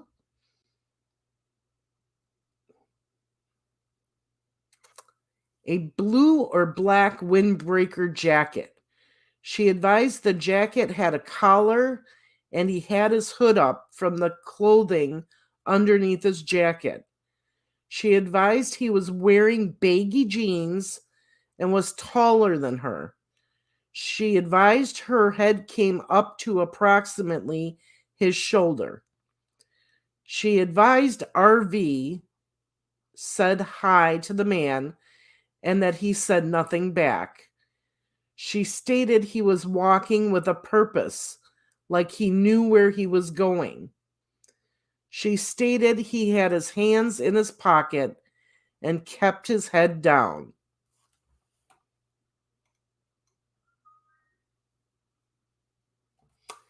She advised he was wearing, the man said nothing purpose, and he had his hands in his pocket and kept his head down. She advised she did not get a good look at his face, but believed him to be a white male.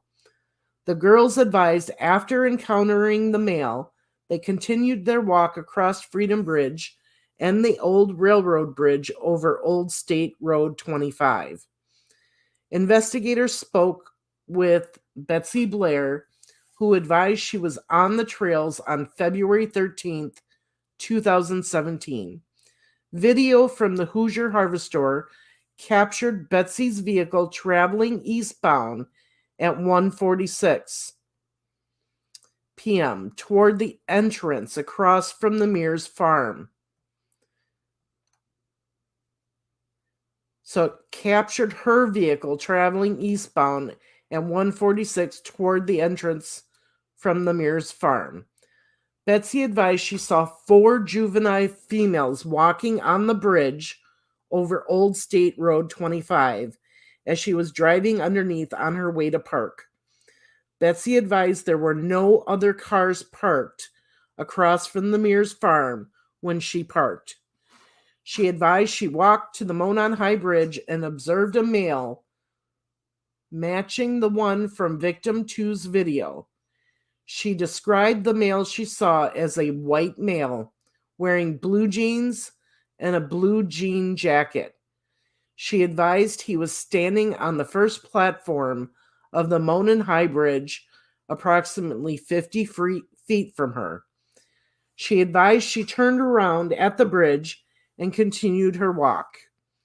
She advised approximately halfway between the bridge and the parking area across from the Mears farm, she passed 2 girls walking toward Monon High Bridge. She advised she believed the girls were victim 1 and victim 2. Video from the Hoosier Harvest Store shows at 1:49 p.m. a white car matching Kelsey German's vehicle traveling away from the entrance across from the Mears farm.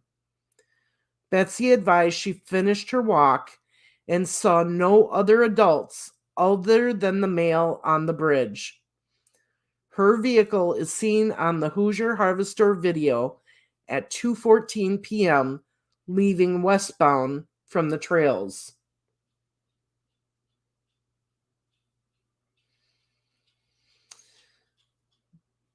Betsy advised when she was leaving, she noted a vehicle was parked in an odd manner at the old Child Protective Service building.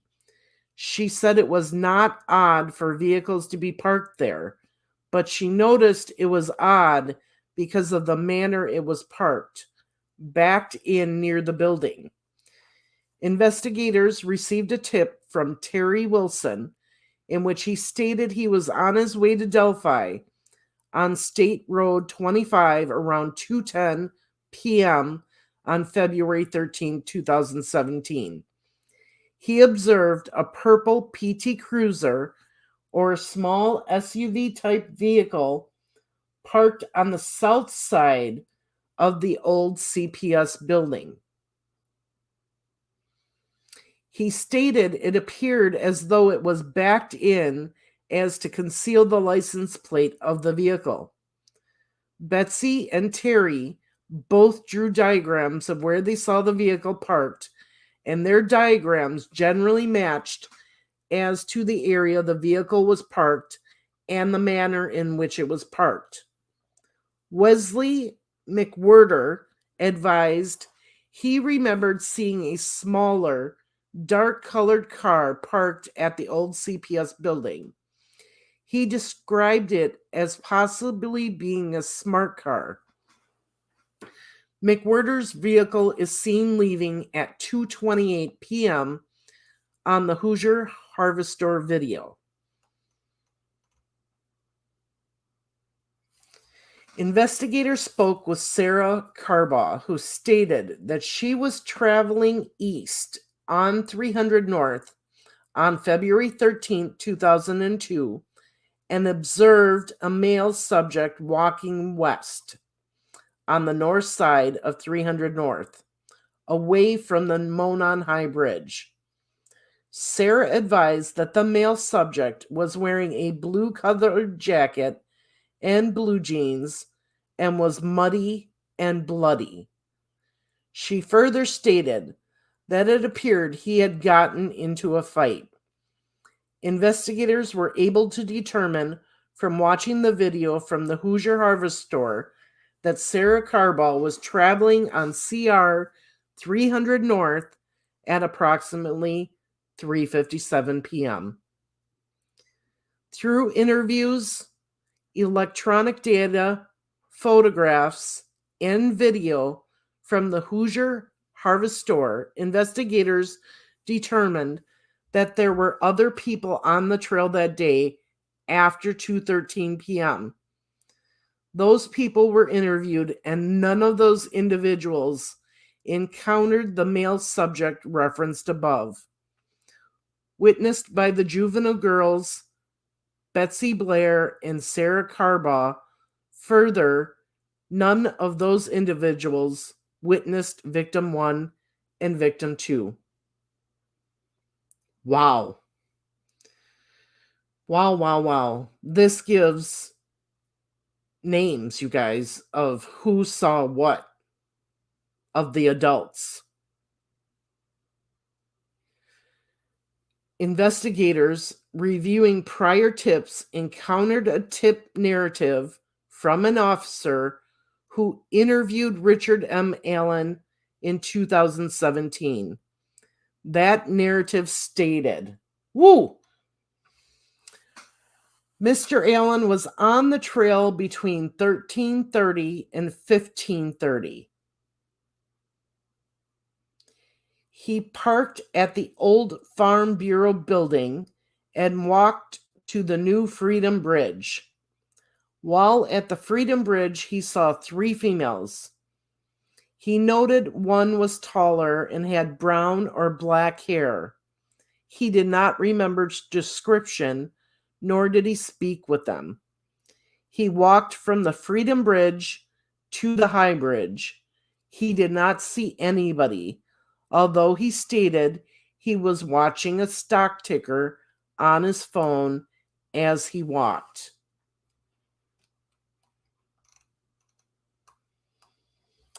He stated there were vehicles parked at the High Bridge trailhead, however, did not pay attention to them. He did not take any photos or videos. His cell phone did not list an IMEI, but did have the following.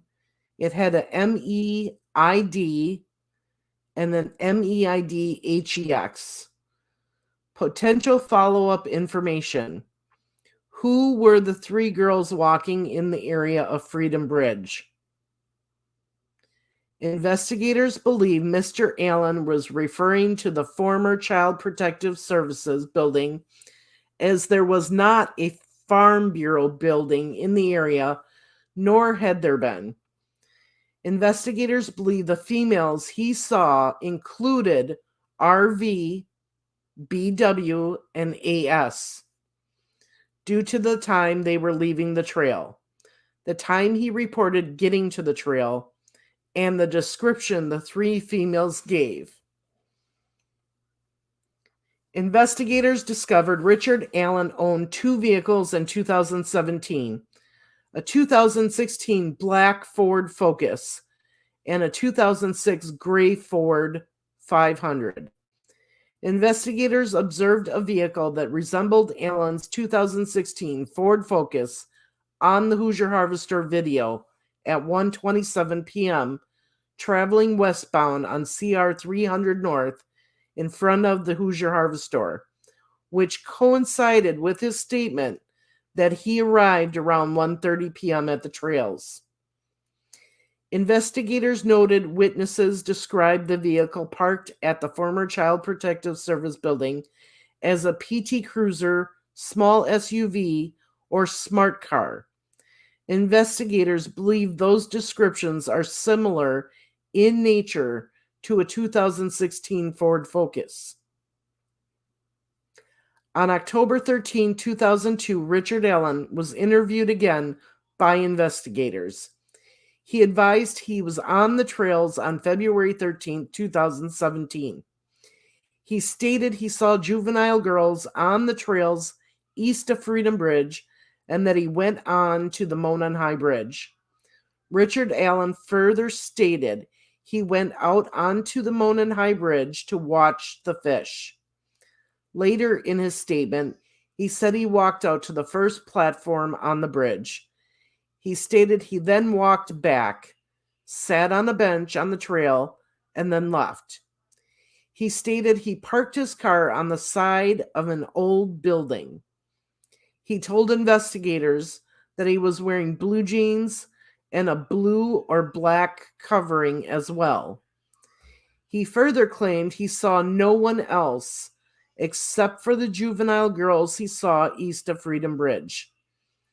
He told investigators that he owns firearms and they are at his home.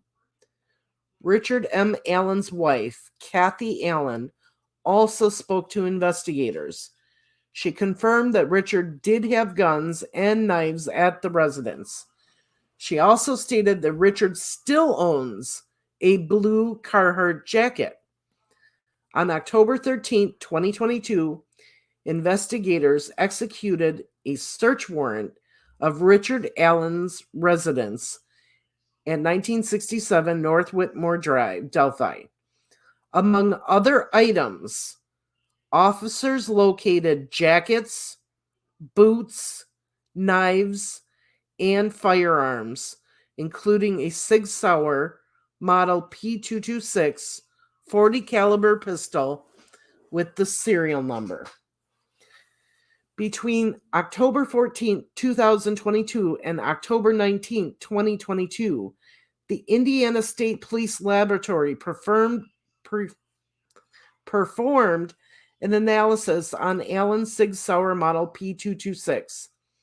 The laboratory performed a physical examination and classification of the firearm, function, test, barrel, and overall length measurements, test firings, ammunition component characterization, microscopic comparison, and NIBIN. The laboratory determined the unspent round located within 2 feet of victim 2's body had been cycled through Richard M. Allen's Sig Sauer model 226. The laboratory remarked, "An identification opinion is reached when the evidence exhibits an agreement of class characteristics and a sufficient agreement of individual marks. Sufficient agreement is related to the significant duplication of random striated impressed marks as evidenced by the correspondence of a pattern or combination of patterns of surface contours. The interpretation of identification is subjective in nature and based on relevant scientific research and the reporting examiner's training and experience." No, Digital, that is not that's not the group that said they saw Abby and Libby. Remind me of your question here. When I'm done, I'll go back and read up, but I think it was that Betsy woman that said she's the one that saw Abby and Libby.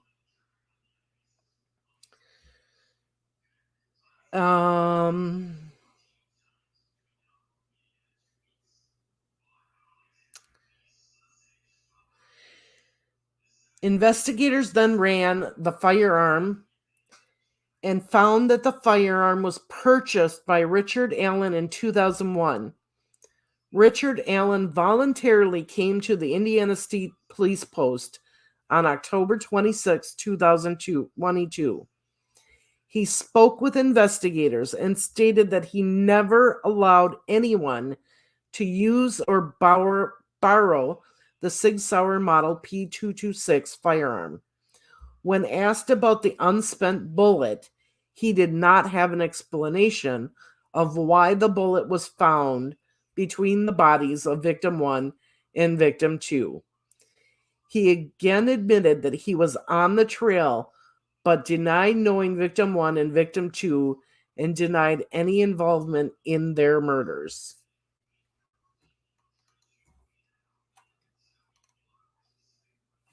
I'm going to take a drink here. Hang on.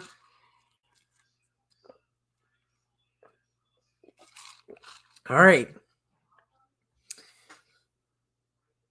Betsy is the one that said she believed she saw victim 1 and victim 2. Yes. Okay. So Betsy is different than BW.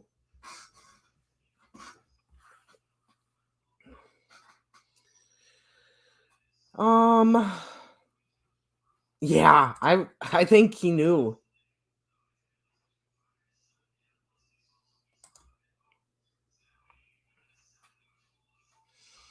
You're right, Digital, because he flat out told the ISP when they interviewed him.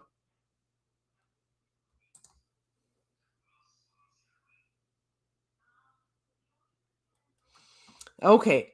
Carroll County Sheriff's Department Detective Tony Liggett has been part of the investigation since it started in 2017. He has had an opportunity to review and examine evidence gathered in this investigation. Detective Liggett, along with other investigators, believe the evidence gathered shows that Richard Allen is the male subject seen on the video from victim 2's phone who forced the victims down the hill. Well, there's an answer to a question we've been asking since he was arrested. It specifically said, and I'm going to repeat it. Detective Liggett, along with other investigators, believe the evidence gathered shows that Richard Allen is the male subject seen on the video from victim 2's phone who forced the victims down the hill. Further, that the victims were forced down the hill by Richard Allen and led to the location where they were murdered. Through the statements and photographs of the juvenile females and the statements of Betsy Blair, RV, BW, and AS were at the southeast edge of the trail at 12:43 p.m., east of Freedom Bridge at 1:26 p.m., and walked across the former railroad overpass over Old State Road 25 after 1:26 p.m. and before 1:46 p.m. They walked the entirety of the trail and observed only one person, an adult male. Betsy Blair's vehicle is seen on the Hoosier Harvest Store video at 1:46 and leaving at 2:14 p.m. And she stated she only saw one adult male. RV, BW, and AS and Betsy Blair described the male in similar manners, wearing similar clothing, leading investigators to believe all four saw the same male individual. Wow. Investigators believe Richard Allen was the male seen by Betsy Blair, RV, BW, and AS, and the male seen in victim 2's video. Richard Allen told investigators he was on the trail from 1:30 p.m. to 3:30 p.m. that day. Video from Hoosier Harvest Store shows a vehicle that matches the description of Richard Allen's vehicle passing at 1:27 p.m. toward the former CPS building. The clothing he told investigators he was wearing matched the clothing of the male in victim 2's video, and the clothing descriptions provided by Betsy Blair, RV, BW, and AS. A vehicle matching the description of his 2016 Ford Focus is seen at or around 2:10 p.m., 2:14 p.m., and 2:28 p.m. at the former CPS building. Through his own admissions, Richard Allen walked the trails and eventually hiked to the Monon High Bridge and walked out onto the Monon High Bridge. A male subject matching Richard Allen's description was not seen on the trail after 2:13 p.m. Investigators identified other individuals on the trails or CR 300 North between 2:30 and 4:11 p.m. None of those individuals saw a male subject matching the description of Richard Allen on the trail. That's big, you guys.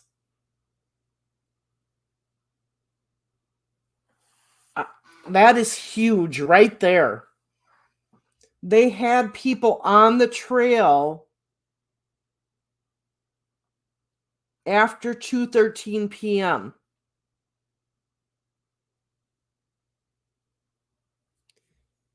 Nobody between 2:30 and 4:11 saw him.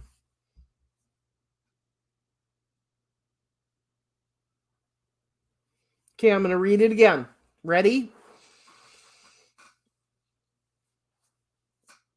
It says, a male subject matching Richard Allen's description was not seen on the trail after 2:13 p.m. Investigators identified other individuals on the trails or CR 300 North between 2:30 and 4:11 p.m. So between 2:30 and 4:11 p.m., there were people on the trails. And if a Richard Allen was on those trails, he should have been seen. And he wasn't. Because it says none of those individuals saw a male subject matching the description of Richard Allen on the trail. Furthermore, Richard Allen stated that he only saw 3 girls on the trail who investigators believe to be RV, BW, and AS.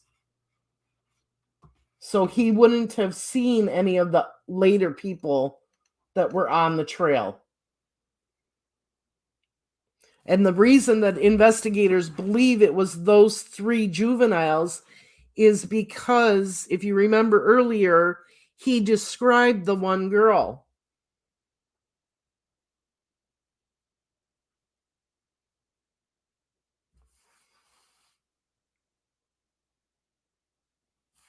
Okay.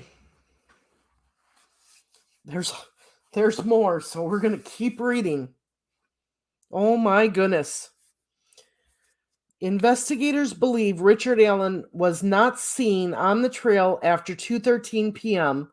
because he was in the woods with victim 1 and victim 2. An unspent .40 caliber round between the bodies of victim 1 and victim 2 was forensically determined to have been cycled through Richard Allen's Sig Sauer model P226. The Sig Sauer model P226 was found at Richard Allen's residence, and he admitted to owning it. Investigators were able to determine that he had owned it since 2001. Richard Allen stated he had not been on that property where the unspent round was found, that he did not know the property owner, and that he had no explanation as to why a round cycled through his firearm would be at that location. Furthermore, he stated that he never allowed anyone to use or borrow the Sig Sauer model P226. Investigators believe that after the victims were murdered, Richard Allen returned to his vehicle by walking down CR 300 North. Investigators believe he was seen by Sarah Carbaugh walking back to his vehicle on CR 300 North with clothes that were muddy and bloody.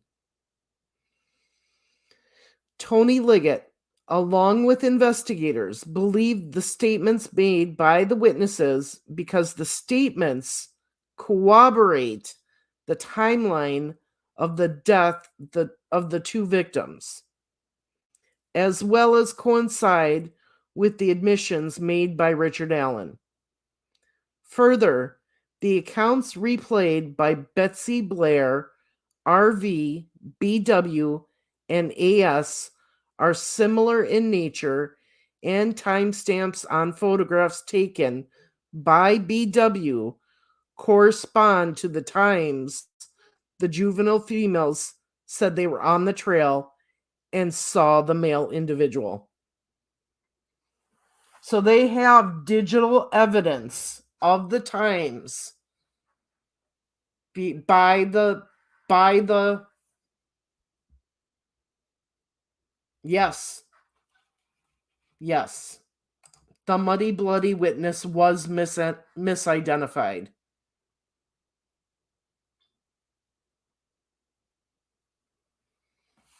It was not the person that was named on this channel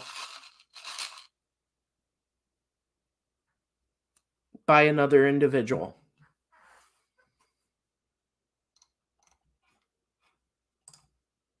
And others.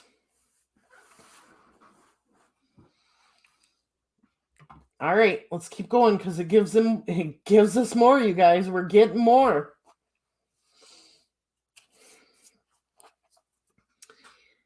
Investigators believe Richard M. Allen committed this kidnapping, which resulted in the killings of victim 1 and 2.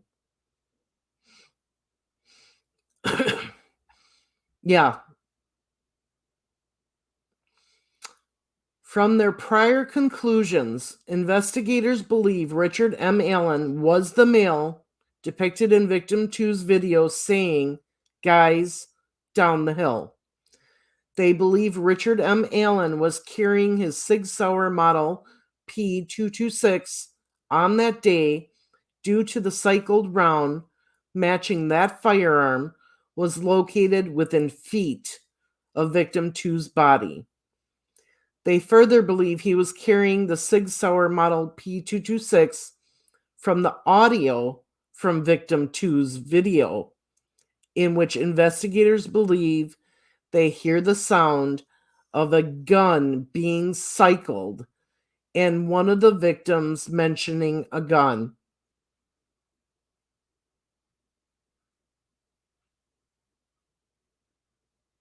So let me read that again.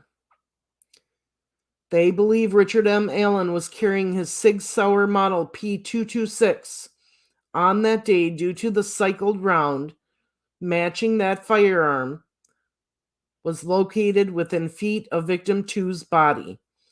They further believe he was carrying the Sig Sauer Model P226 from the audio from victim 2's video, in which investigators believe they hear the sound of a gun being cycled and one of the victims mentioning a gun. Investigators believe after that time, victim 1 and victim 2 were removed from the bridge by Richard to where their murders occurred. Yes, Angela. Victim 2 is Libby. Victim 1 would be Abby. So the bullet was found by Libby. Wow. Charges were filed against Richard M. Allen on October 28, 2022 for 2 counts of murder. Once Richard M. Allen was taken into custody, he was moved to the Westville Correctional Facility, which is part of the Indiana Department of Corrections, for safekeeping. He has been in said facility since November 2022, when Richard M. Allen entered the facility. He was placed in the segregation unit for his protection. In the segregation unit, his cell is equipped with a video recorder, which records his activities within the cell. There are also logs indicating when Richard M. Allen leaves the cell and for what purposes. He is also being seen by medical providers and mental health specialists to evaluate his physical condition and monitor his mental health. Richard M. Allen also has the ability to use a tablet in his cell to send text messages, make phone calls, and listen to music. You're welcome. We're not done yet. We have more documents after this one, but this one is a bombshell. Upon Richard M. Allen's arrival to the facility, he was placed on suicide watch because of certain statements he made about harming himself.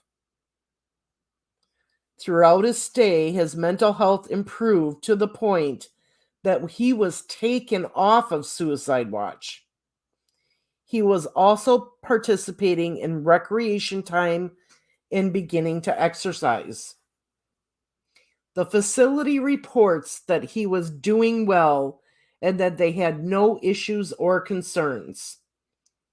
His day-to-day demeanor was that he was quiet, read a lot of books, did crossword puzzles, and exercised daily.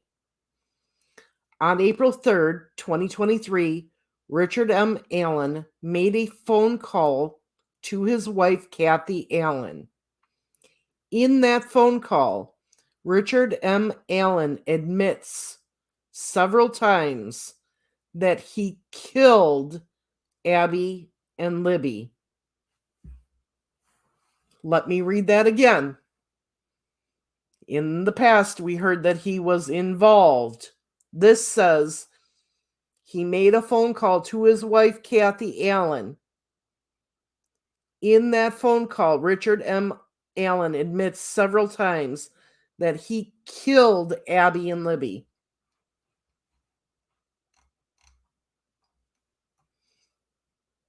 Boom is right, Angela. Investigators had the phone call transcribed, and the transcription confirms that Richard M. Allen admits that he committed the murders of Abigail Williams and Liberty German. He admits several times within the phone call that he committed the offenses as charged. His wife, Kathy Allen, ends the phone call abruptly. Wow. Oh my God. Can you imagine that phone call? Can you imagine the phone call that you get from your husband who is in jail, who has 2 murder charges on him? And he doesn't just say it one time. He doesn't just say it 2 times. He says it several times that he killed them. No wonder why she ended the phone abruptly. I would have too.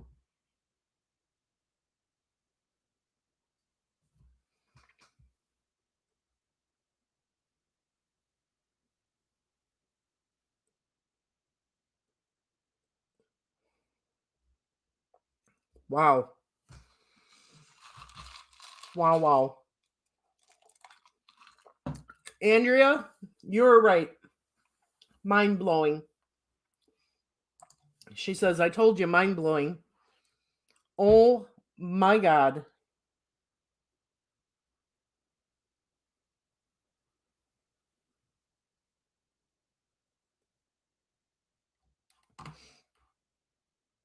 She did.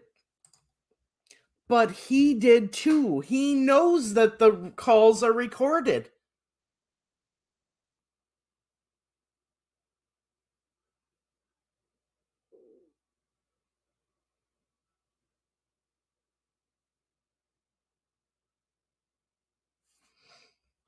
Mind of Monsters, welcome. Well, there it was. I read and commented on Twitter earlier. Wow, now I done heard it, read it. heard it read. Yeah.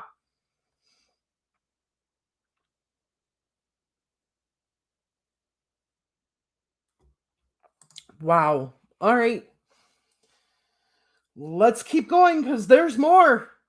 That is not the end of it. I just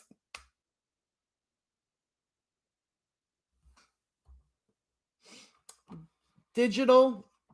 This is motion filed 6/27/2023, and it's got a bunch of numbers after it.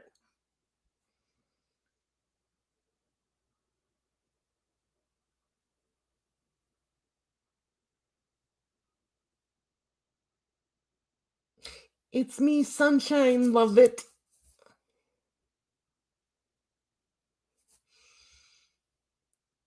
Oh my God.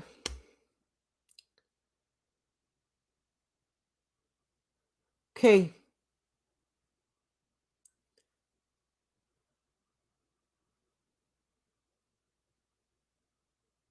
That might have been Geraldine, or she was just so shocked that, I mean, you hear it once, okay, you guys, and you're like, your mind can't comprehend it. Okay? When your spouse says that to you, your mind, your ears hear it, but your mind can't comprehend it. And he says it again. So it starts getting through. But for him to say it several times to her, that's huge to her, because that's him saying, yes, I did this. I absolutely did this. And if it were me, after it sunk in as to what he was saying, and I had no idea this, I would have went and thrown up. I would have been crying hysterically, and I would have went and thrown up. I would have been so sick to my stomach, realizing that that's what he was telling me.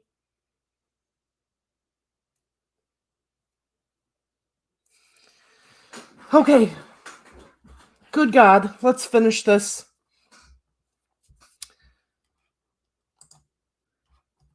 Soon after, attorneys for Richard M. Allen filed an emergency motion to modify safekeeping order. In that motion, the defense states that Richard M. Allen's mental state has declined because Westville facility is unfit and that he should be moved. Defense also makes allegations that his mental health has declined to the point where Richard M. Allen has been deprived of his constitutional right to assist in his defense of this case. Further, defense alleges that his mental capacity has declined because of his incarceration at Westville Correctional Facility. Defense has also challenged that his treatment is unconstitutional. Soon after, investigators were made aware by the warden of Westville Correctional Facility that Richard M. Allen began to act strangely. Now, did he start acting that way because he found out, the attorneys found out he told his wife that he had killed the girls, and now they have to do something to negate that?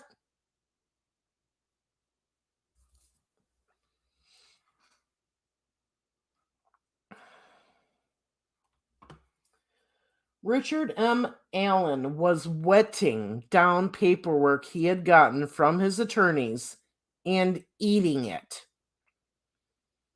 He was refusing to eat and refusing to sleep. He would go days on end refusing to sleep. He further broke the tablet that he used for text messages and phone calls. He went from making up to 2 phone calls a day as of April 3rd to not making any phone calls at all. To date, Richard M. Allen still has not made a phone call since April 3rd, 2023. Now, think back to those that went to the hearing. What did they say? What did they say was Kathy's reaction and Richard Allen's reaction to Kathy? They said she cried. She cried and cried and cried, and he would not even look at her.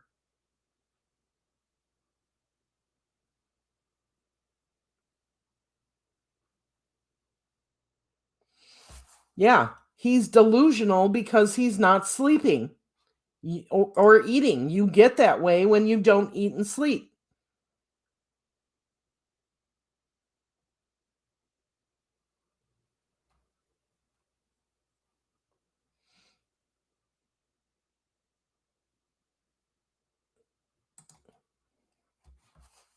Wow. So basically, in that paragraph, he was getting paper wet, eating it, refusing to eat and sleep. He would go days without sleep, broke his tablet, and the last time he has talked to anyone was April 3rd.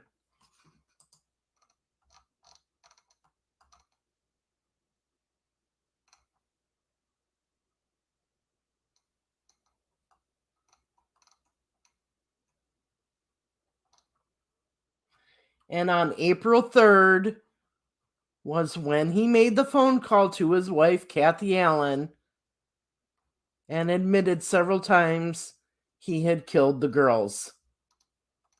And he has not made any phone call since then.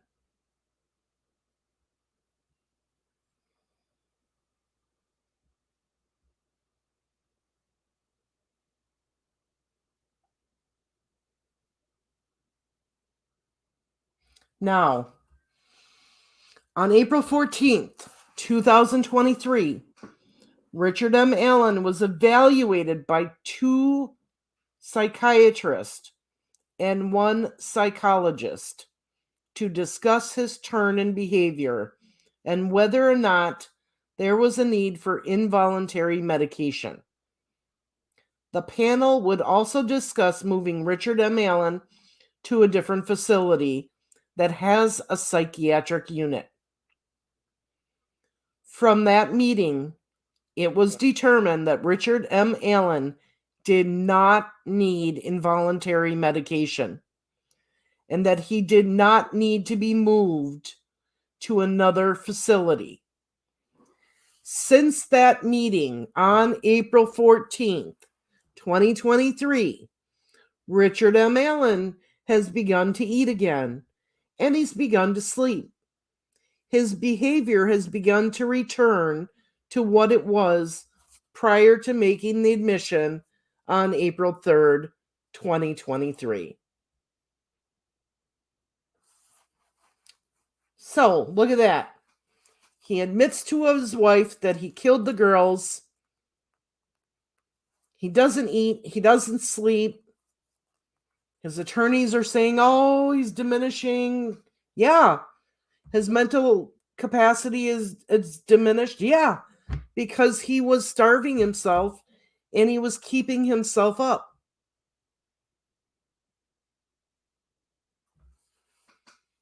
And then all of a sudden, he's back to normal. He starts eating, he starts sleeping. His behavior was returning to what it was prior to that admission.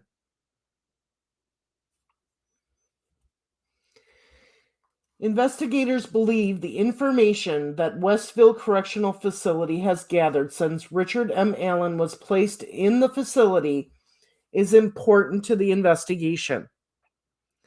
Investigators believe that there is video evidence that will include his admissions, plus his behavior prior to the admission and directly after. Investigators also believe logs kept of his daily routines are important to determine when he was in his cell and when he was removed and the reasons he was removed. Further, any records of physical exams and or mental exams will be important to determine the state of his mental and physical health. This information is needed to refute the allegations made in the defense's emergency motion to modify safekeeping order. The evidence is also necessary to refute the allegations of diminished mental capacity and or other possible defenses.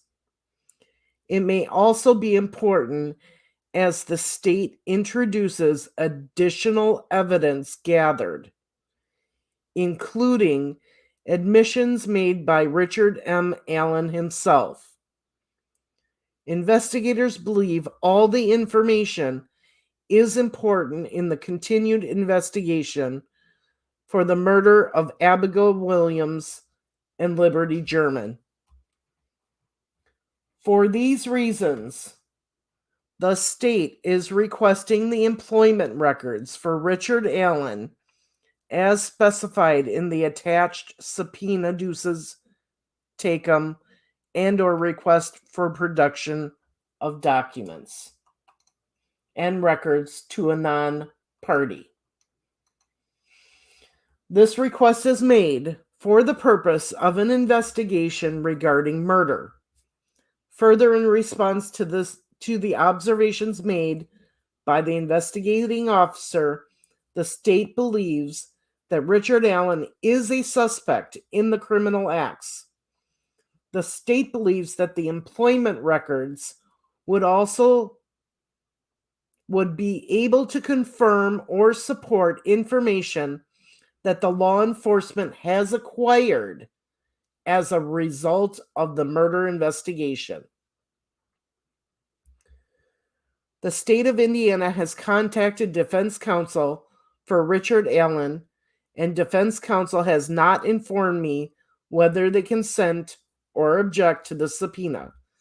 The state of Indiana has also sent them a courtesy copy of the subpoena via email.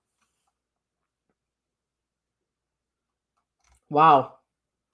And that was written by Nicholas C. McClelland.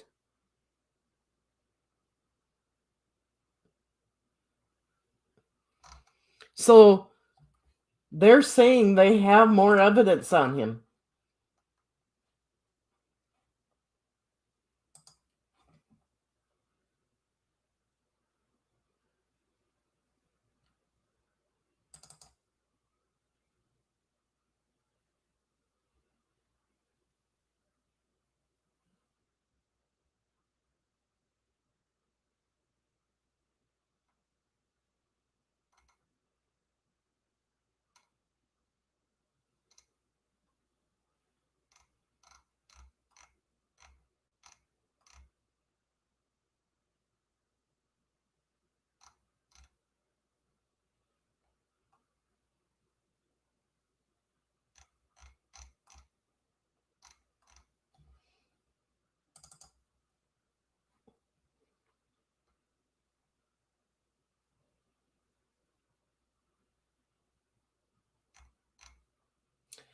So these next two documents are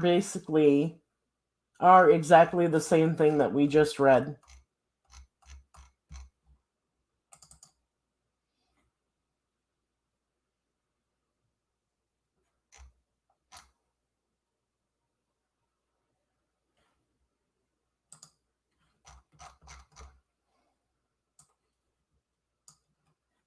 And they're all filed April 20th.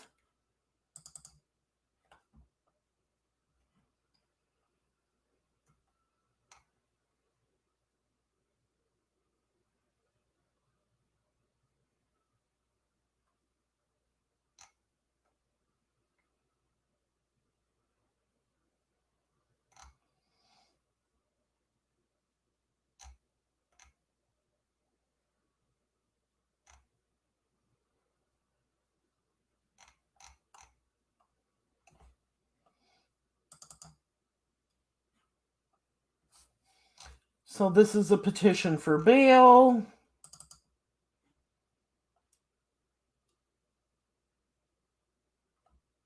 This is more about the mental health records.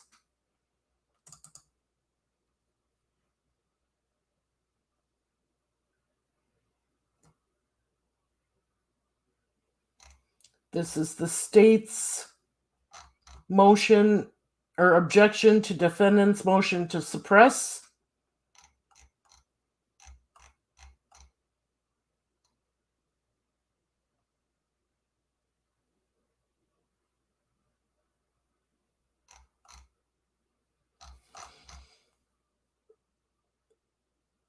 Objections filed. Okay, let me find it.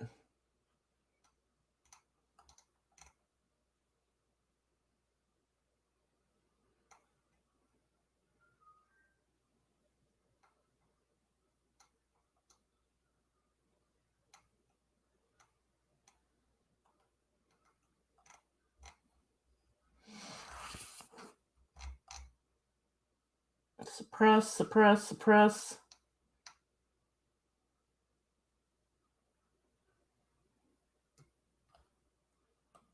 Change of venue.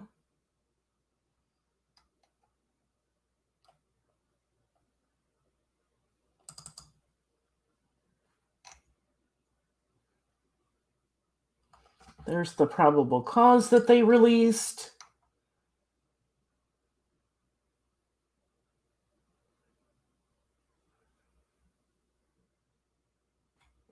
Hey, Ruckus, how you doing?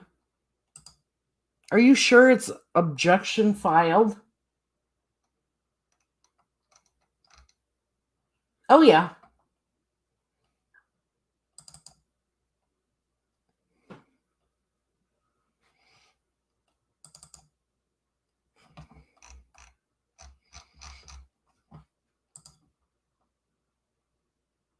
Okay.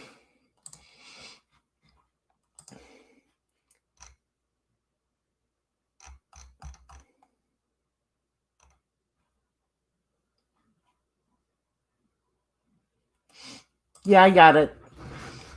All right, guys, been doing this almost 3.5 hours. Give me just a few minutes here. Please talk amongst yourselves. I'm gonna go smoke real quick, and then I'm gonna come back and read this one.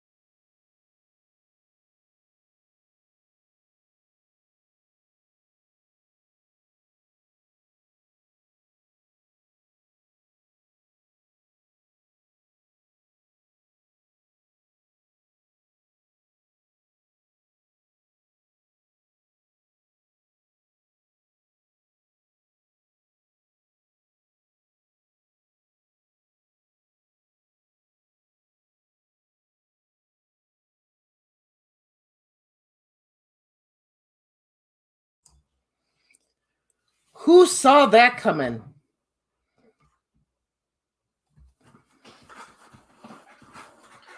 Did anyone see that coming?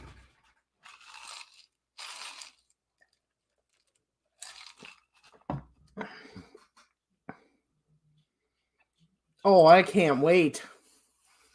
Here we go. Is it the first one or the second one?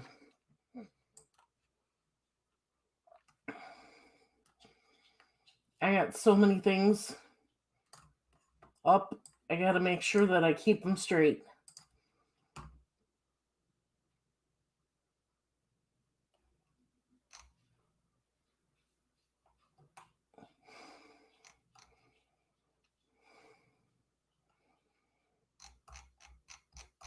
Well, that's not it.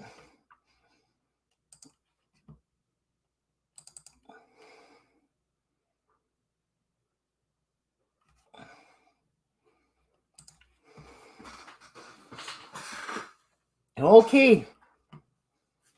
Motion to suppress. Let me find my other screen here again. Can everybody see it?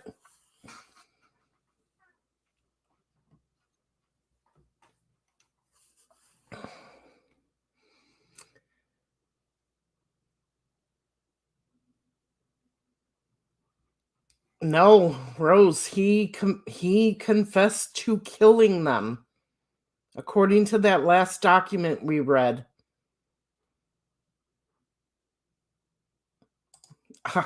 I would like to know too. I mean, from everything that we just heard, he is a lone wolf killer that killed 2 girls.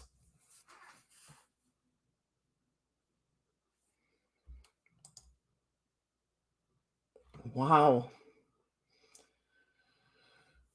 Okay. This is all about the search warrant. Here comes some more good information.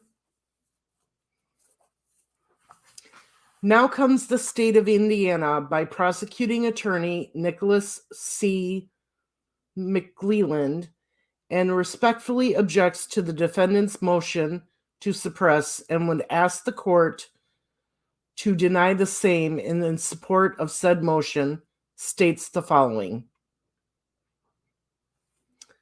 that on May 19th, 2023, the defendant filed a motion to suppress the evidence seized as a result of the search warrant executed on the home of the defendant on October 13th, 2022.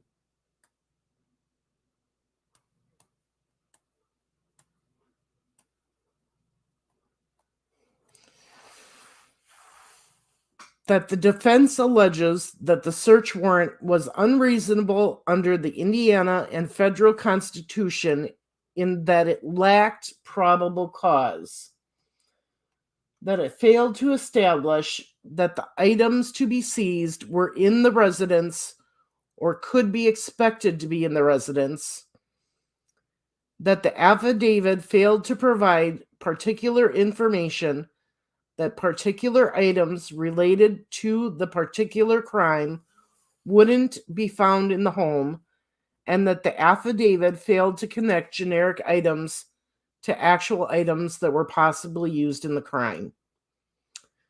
That in September 2022, while reviewing the evidence in the investigation into the murders of Abigail Williams and Liberty German, investigators discovered an interview that was done with Richard Allen in 2017 by Indiana Conservation Officer Dan Dullen.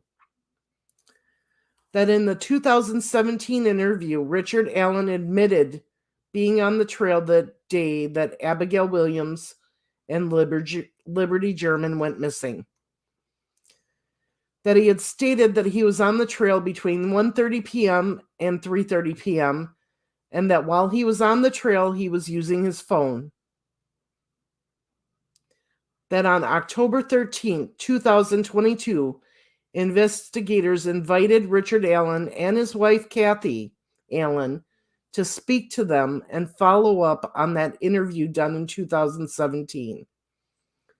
That both Richard Allen and Kathy Allen came to the interview on their own on October 13th, 2022, were not under arrest, and were free to leave the interview at any time.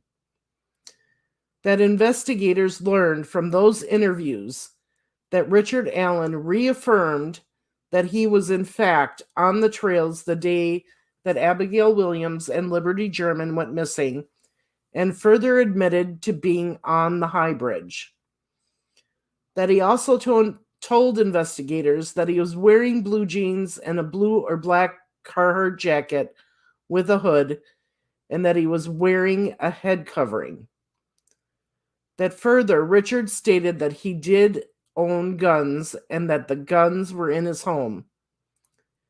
That investigators learned from Kathy that Richard Allen still had guns and knives in the home, along with a blue Carhartt jacket. The investigators believed a firearm was involved in the abduction and murder of Abigail Williams and Liberty German because an unspent .40 caliber round was found between the bodies of Abigail Williams and Liberty German.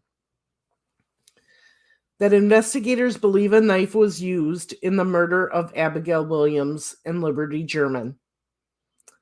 That the clothes that Richard Allen described wearing the day he was on the trails matched the description of the man seen on the bridge from the video taken by Liberty German's phone. That it was also gathered that Richard Allen still possessed the firearms, knives, and the clothing, and said items were in his house. That based on this information, investigators prepared a probable cause affidavit with a search warrant for the home of Richard Allen. That the probable cause affidavit covers all the information that law enforcement had gathered in the investigation up until October 13th, 2022. That investigators applied for the search warrant on October 13, 2022, and the same was granted that day by Carroll County Circuit Court Judge Benjamin Diener, herein attached as State's Exhibit 1. Investigators went to the residence of the defendant, knocked on the door, and executed the search warrant around 5 p.m. on October 13, 2002, and the search was complete around 7:09 p.m. So they were there just over 2 hours.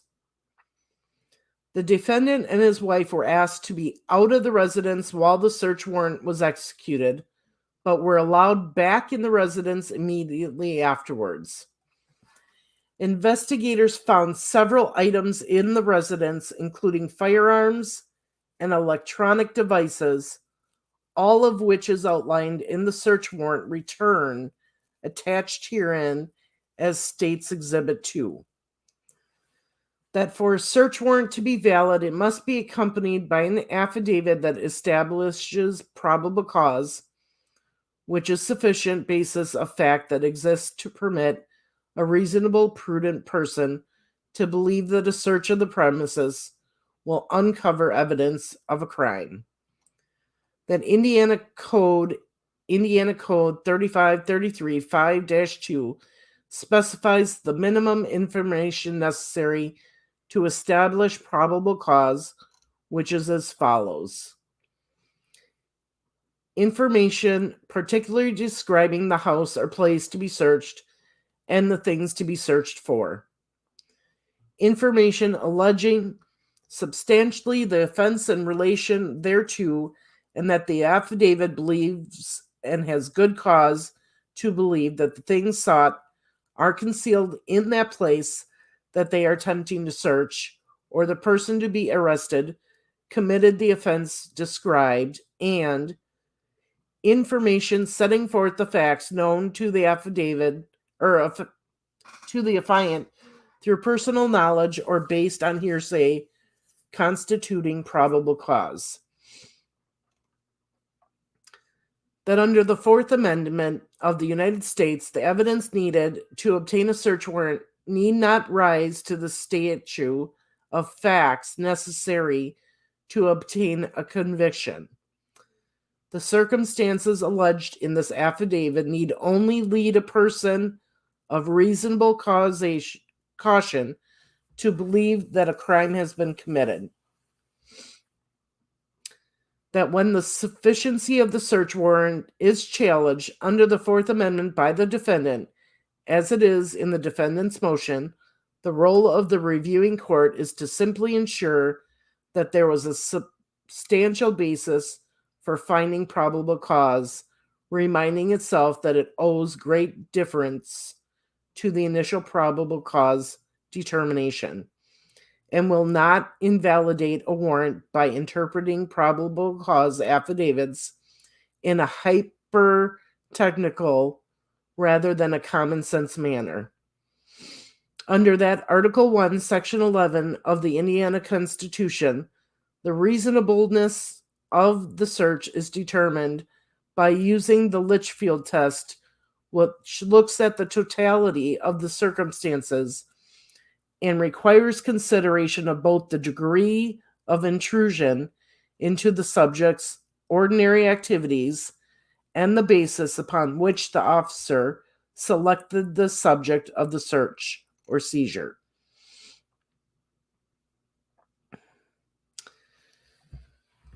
All right.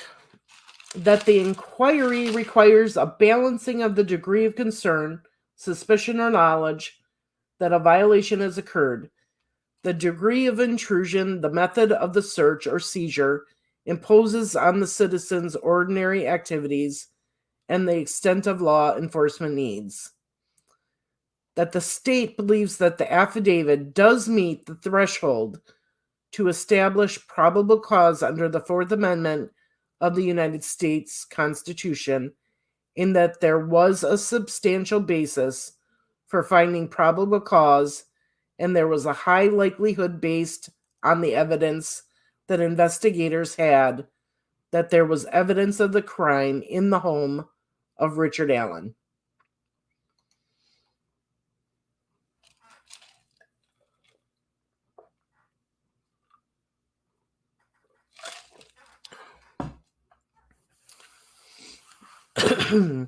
That the state believes that the affidavit accompanied with the search warrant for the home of Richard Allen does establish probable cause under Section 1's Article 1, Section 2 of the Indiana Constitution, and does pass the Litchfield test for reasonableness under the totality of the circumstances.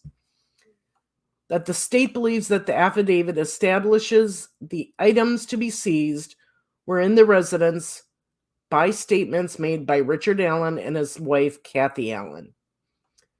That the state believes that the affidavit provides particular information that particular items related to a particular crime will be found in the home based on the statements made by Richard Allen and his wife, Kathy Allen. That the state believes that the affidavit connects generic items to actual items that were possibly used in the crime based on the investigators' evidence that they gathered throughout the investigation.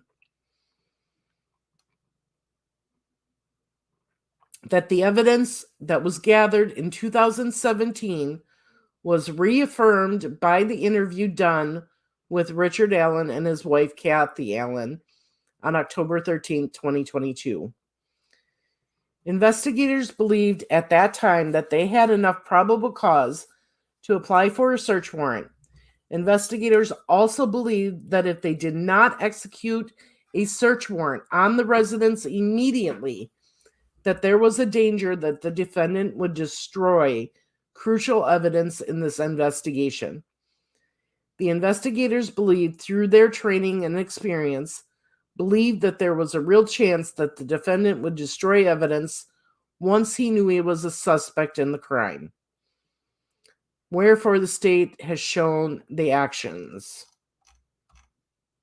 Okay.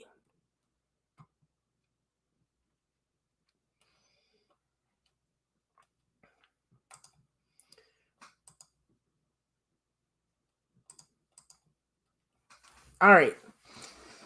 To law enforcement, RE, search of the residence located at 1967 North Whitman Drive, Delphi, Indiana, and Carroll County.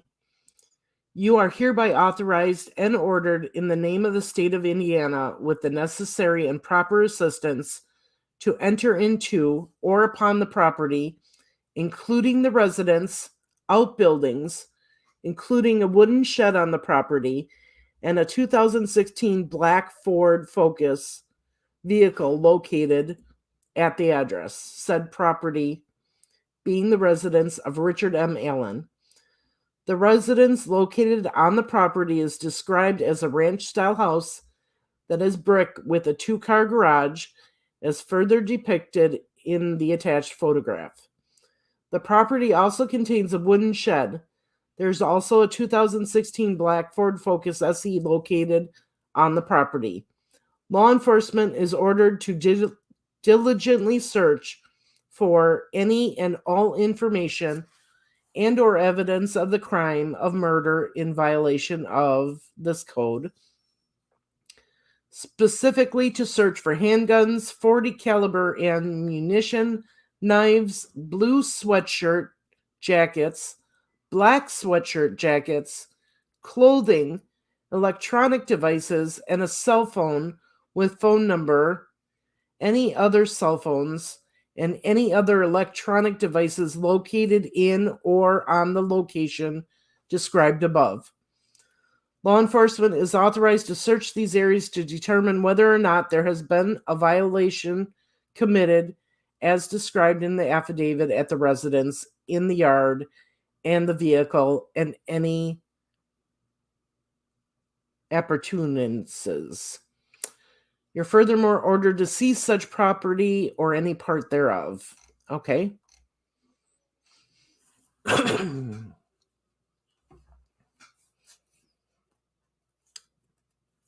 Okay. Carroll County Sheriff's Department Detective Tony Liggett swears or affirms that he believes he has good cause to believe that evidence relating to the crime of murder in violation of is located at the residence of Richard M. Allen. Located, we've read that. Detective Liggett believes that evidence in the form of handguns, .40 caliber ammunition, knives, blue sweatshirt jacket, black sweatshirt jacket, clothing, electronic devices, and a cell phone with this number and any other cell phone used by Richard M. Allen will be located on the property.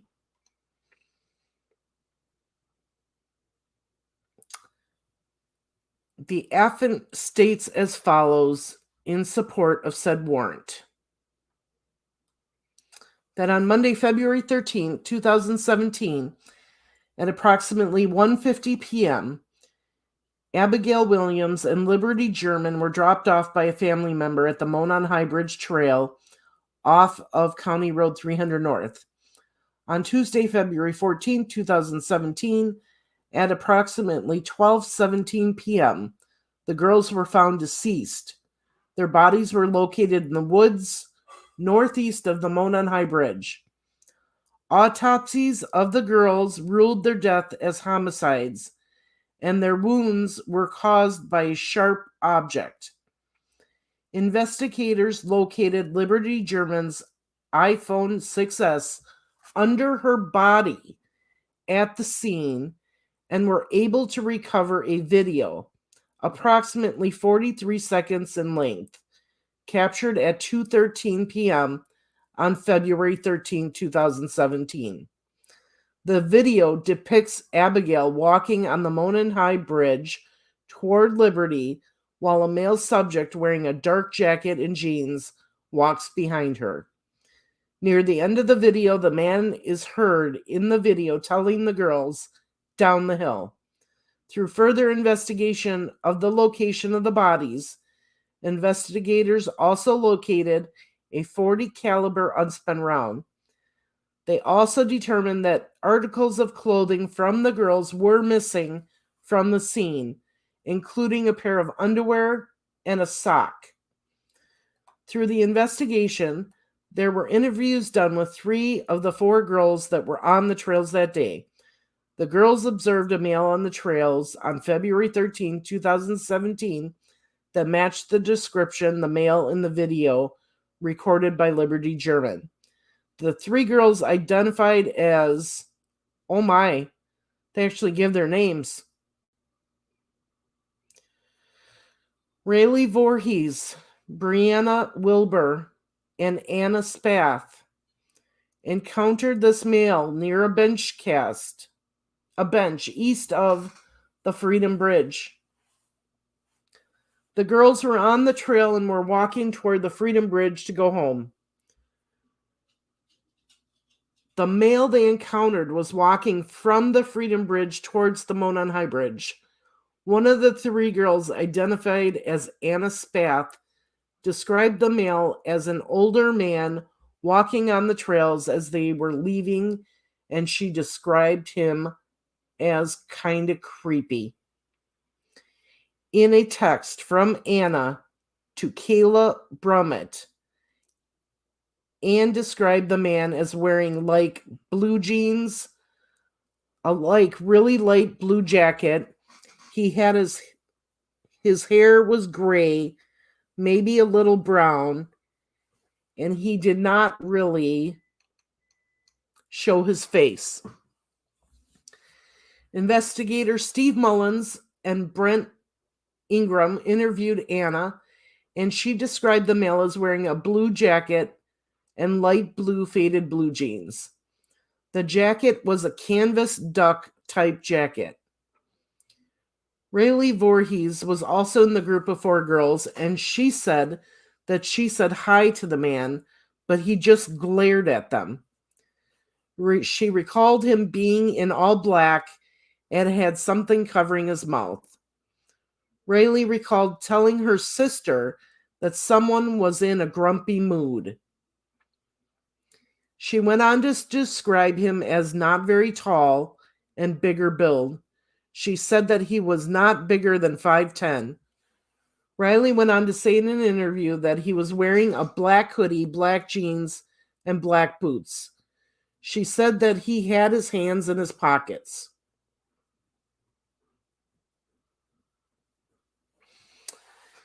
An interview was conducted in 2020 of Bree Wilbur. She was able to show investigators a picture that she took on her phone of the Monon High Bridge with a timestamp of 12:43 p.m. Bree showed investigators another picture she took at the bench just east of the Freedom Bridge when they were leaving at 1:26 p.m. Bree stated after she took the picture at the bench, they started walking back toward the Freedom Bridge. Bree stated that's when they walked past the man who matched the description of the individual in the picture. Detective Liggett believes the picture that she is referring to is the picture law enforcement released of the man on the bridge taken from the video Liberty captured on her cell phone on the day of the murders. Bree described the man as wearing a blue or black windbreaker jacket. She stated the jacket had a collar and he had his hood up from the clothing underneath the jacket. Bree advised he was wearing baggy jeans and was taller than her. She stated her head came up approximately his shoulders. Bree told us Rayleigh said hi to the man and he said nothing back. Bree described the man as walking with a purpose, like he knew where he was going. Bree also stated the man had his hands in his pockets and kept his head down. She didn't get a good look at his face, but believed he was a white male. As the girls left they crossed the Freedom Bridge and the Railroad Bridge over Old SR 25. An individual by the name of Betsy Blair was returning to the trails to finish her walk. Betsy Blair is seen on video at Hoosier Harvest Store at 300 North, traveling eastbound to the trailhead to park at 13:46:20 actual time. Blair saw the girls walking above as she went under the railroad bridge. On September 21st, 2022, Detective Liggett was provided a chip narrative from Orion Din to review. It was from DNR Lieutenant Dan Dullen. The narrative was as follows. Mr. Allen was on the trail between 13:30 and 15:30. He parked at the old Farm Bureau building and walked to the new Freedom Bridge. While at the Freedom Bridge, he saw 3 females. He noted one was taller and had brown or black hair. He did not remember description, nor did he speak with them. He walked from the Freedom Bridge to the High Bridge. He did not see anybody, although stated he was watching a stock ticker on his phone as he walked. He stated there were vehicles parked at the High Bridge trail head. However, he did not pay attention to them. He did not take any photos or video. His cell phone did not list an IMEI, but did have the following. Through the statement of Mr. Allen, he admits that on February 13, 2017, he parked his vehicle at the Old Farm Bureau building from 13:30 to 15:30 hours and was on the trail at that time. There's no Old Farm Bureau building anywhere close to the trails.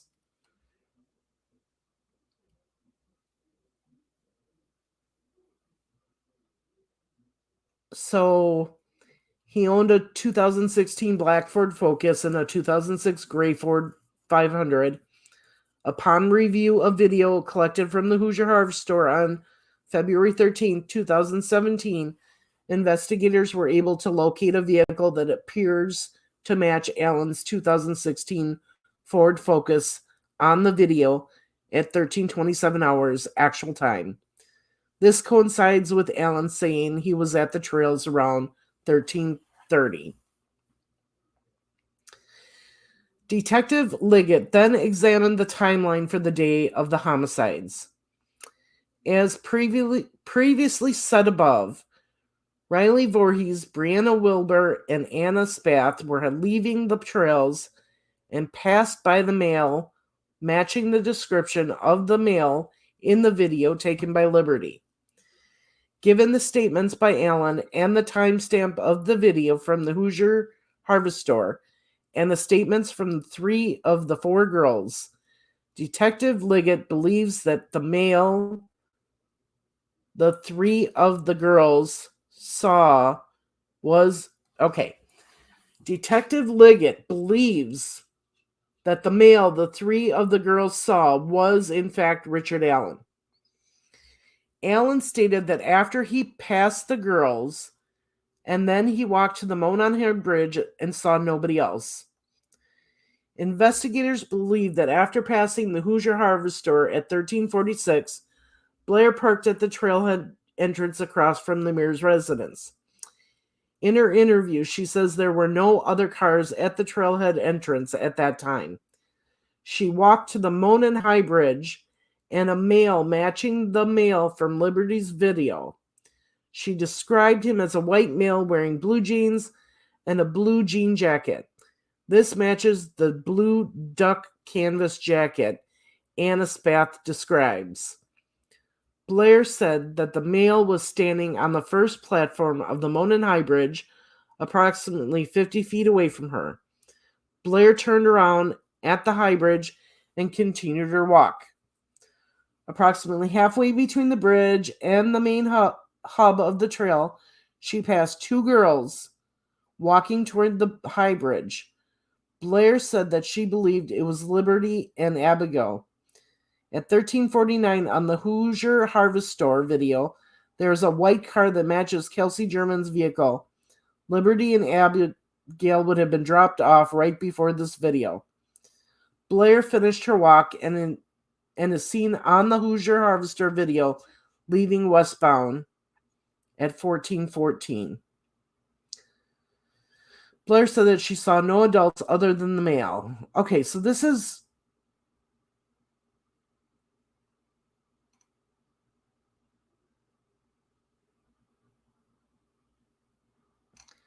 what we read before.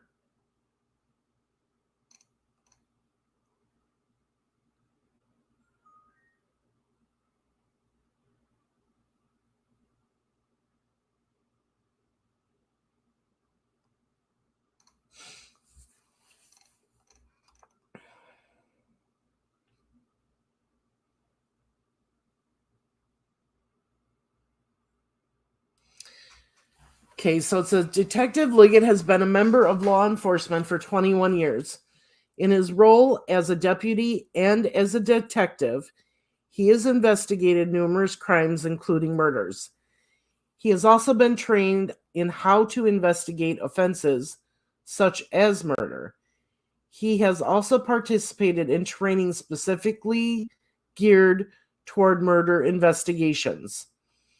In many of those cases, evidence of the crime is on the individual's cell phone.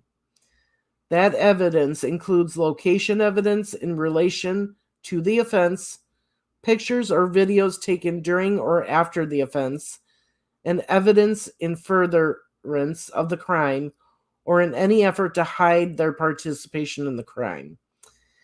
Detective Liggett has had an opportunity to review the evidence collected in this investigation. Detective Liggett knows from his training and experience that when individuals commit offenses, evidence of those offenses in the form of pictures or location data is captured on that individual's cell phone. Detective Liggett also knows that the individual tends to download their phones to other electronic devices or use their cell phones in conjunction with other electronic devices, including iPads and computers.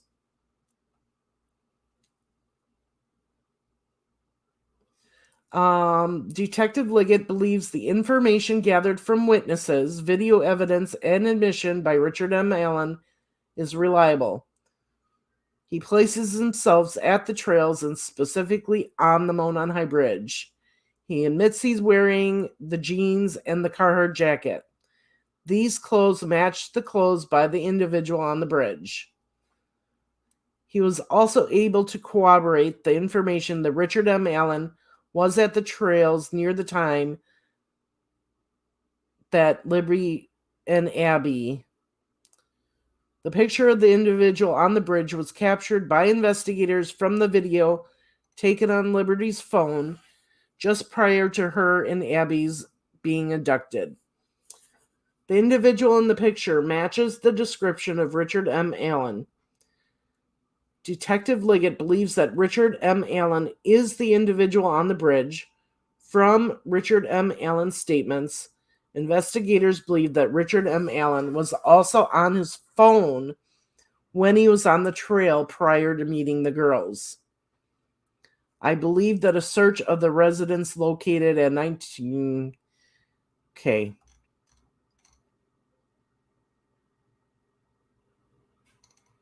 Property receipt.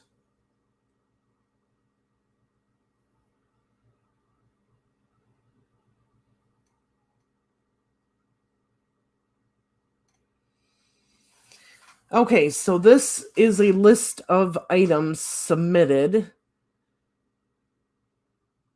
MC8, sealed cardboard box containing one black Sig Sauer P226 40 caliber handgun. MC9, sealed plastic bag containing one 40 caliber S&W cartridge found in wooden keepsake box on dresser between both chests in the master bedroom. MC10, sealed plastic bag containing one 40 caliber S&W cartridge found inside Sig Sauer P226 handgun. MC11, sealed plastic bag containing two magazines, one filled with 9 40 caliber cartridges, and one with 8.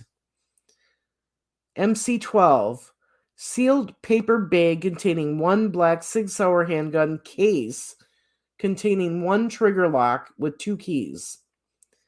MC-13, sealed paper bag containing a paper wrapped wooden weave box containing 2 AudioVox device, one silver Motorola flip phone, one silver Motorola flip phone with different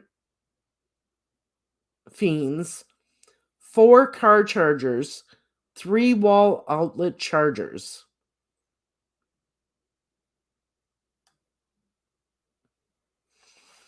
MC-14, sealed plastic bag containing one Lexar compact flash, 1 GB memory card.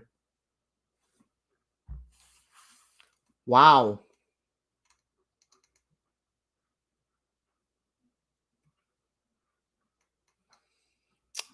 Continuing the list. DRV 104, sealed paper bag containing one pair of dirty Thorogood boots, size 7.5 men's. DRV 105, sealed paper bag containing one pair of dirty black boots, size 6.5 regular. DRV 106, sealed envelope containing one silver double-edged knife in a silver metal sheath. DRV 107, sealed envelope containing one brown, gold, and silver folding knife. DRV 108, sealed envelope containing black sheath containing one brown, gold, and silver folding knife. DRV 109, sealed envelope containing one black sheath containing one black handled, silver bladed imperial knife. DRV 110, sealed envelope, one black sheath containing one foldable knife with a red gold handle. 111, containing 2 Ozark Trail knives. 1112, one black sheath containing one knife with a wooden ivory handle and gold guard. 1113, containing one rusted old-timer folding knife, one sharp 2-inch bladed folding knife, one black folding Gerber knife, and one black folding knife. 114, containing a red-handled Crosley multi-tool, one blue multi-tool, one green and gold Indiana National Guard multi-tool, and one black multi-tool. 115, containing one black sheath containing a brown-handled, silver-bladed Sabri Bowie knife. 116, one blue jacket with red stripes, Adidas. 117, one blue 1/4 zip sweatshirt. 118, a bag containing one black and green Fox hooded sweatshirt. 119, containing one black and gray North End coat. 120, one blue Carhartt coat. 121, one pair of Timberland boots, size 8. 122, one pair of blue Arizona jeans, size 34 by 29. Good God.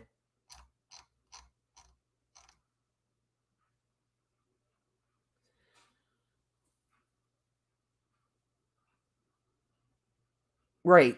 So they jeans, a winter gray hat, UFC hooded sweatshirt, George sweatshirt.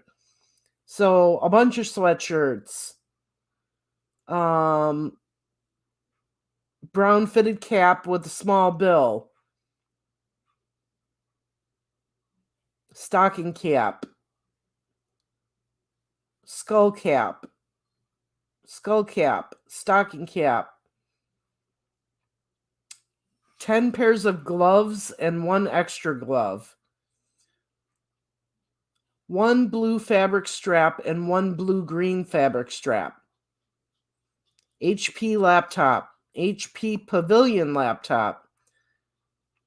Multiple headbands. Cardboard phone box containing miscellaneous cellular information.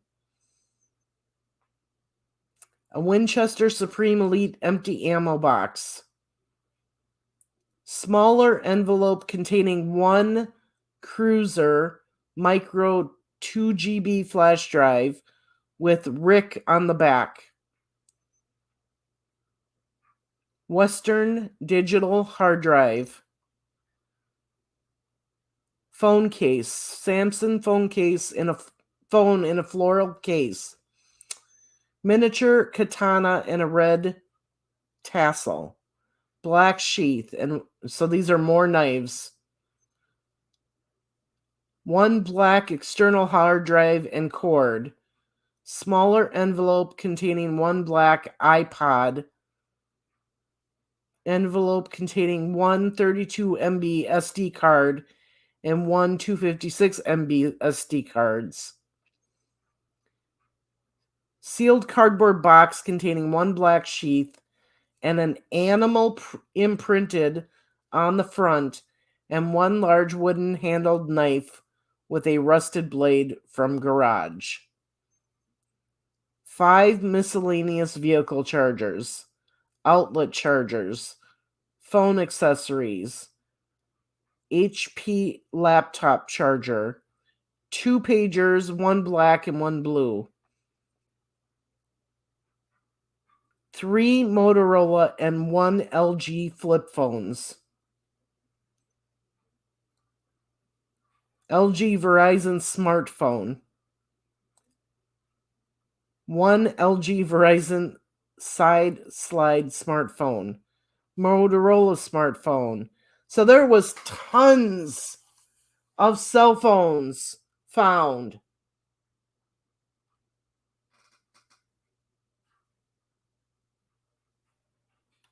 One Garmin, custom vehicle operations motorcycle cover bag containing a motorcycle cover. Oh, look, another cell phone. Another cell phone. Aquafina water bottle. Another flip phone. Carpeted area under the spare tire of the Ford Focus. 2 plastic wrappers containing 1 swab from a driver lap belt and 1 swab of the driver's shoulder belt of the Ford Focus. They also took swabs from the passenger side.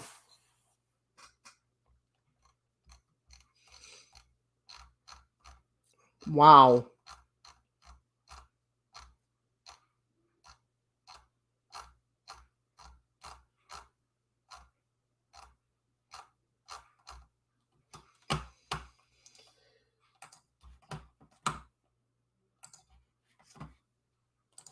That is crazy.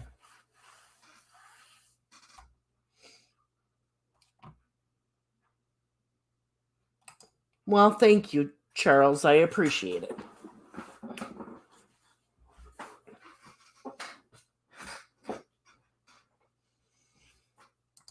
I have tons of cell phones in my house. One dated back to your... You know you can get money for those. Turn them suckers in and turn it into cash.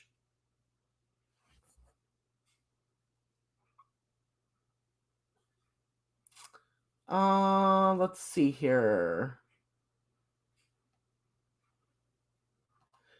I did not see a fanny pack, but I was going through it pretty quick.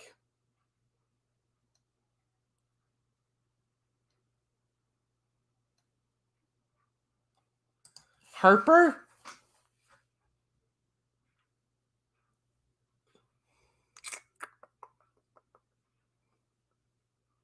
Harper who?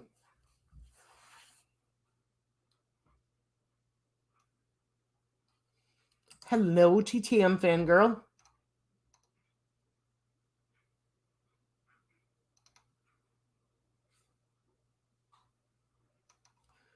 Yeah, they probably are. That's why they took so many different types of sweaters and everything else.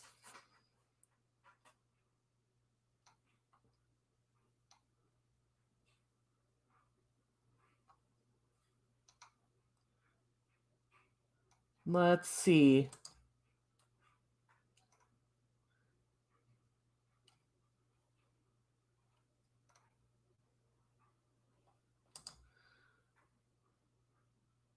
Yeah.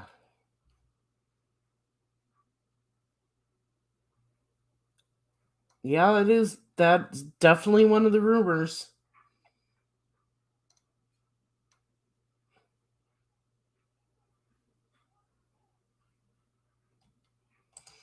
They do. You are right, French. They got their fair share, that's for sure. I don't know that they're saying that he went from a non-criminal to a double child killer, but they are definitely saying that he is the one that was on the bridge and murdered the girls.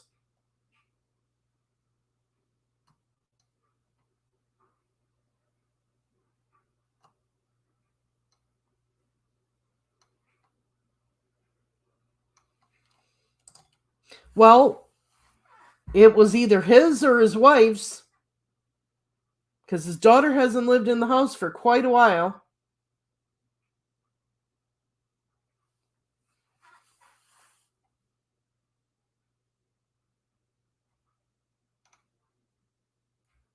Yep, I noticed that too. Lots of memory cards.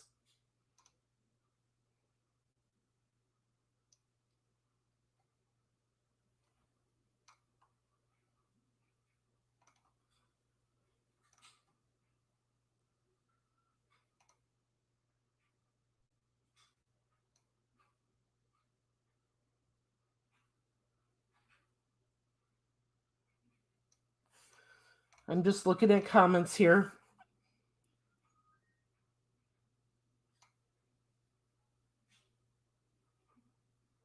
Wow.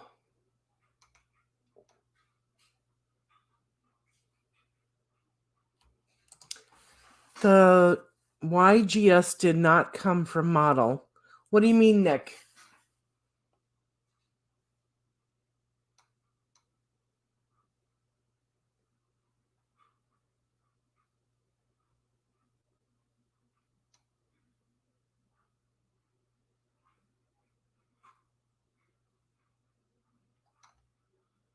Dum dum.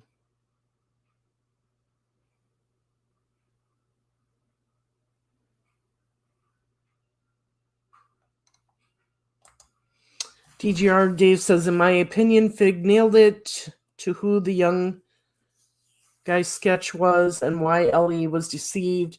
Also, in my opinion, why they thought there were two people. Yeah.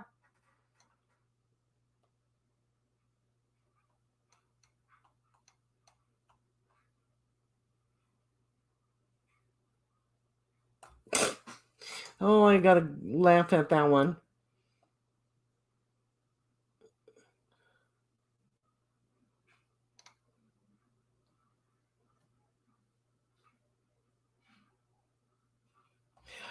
I was wondering the same thing. Why didn't ISP contribute to any of these documents? But they may have in the earlier documents that we're not going to see until trial.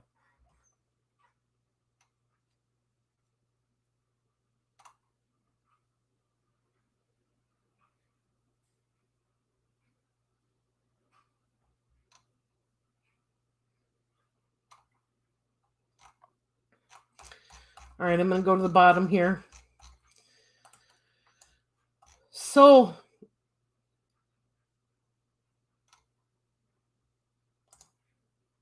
who is JP? Julian Powell?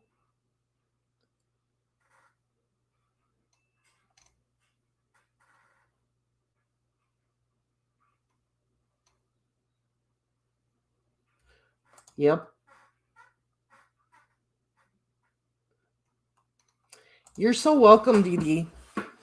I told you guys once I got the information I'd be coming on.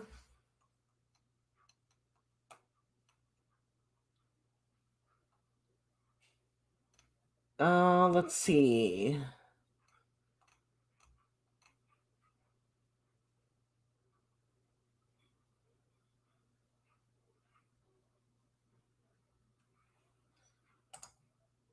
I'll have to find out.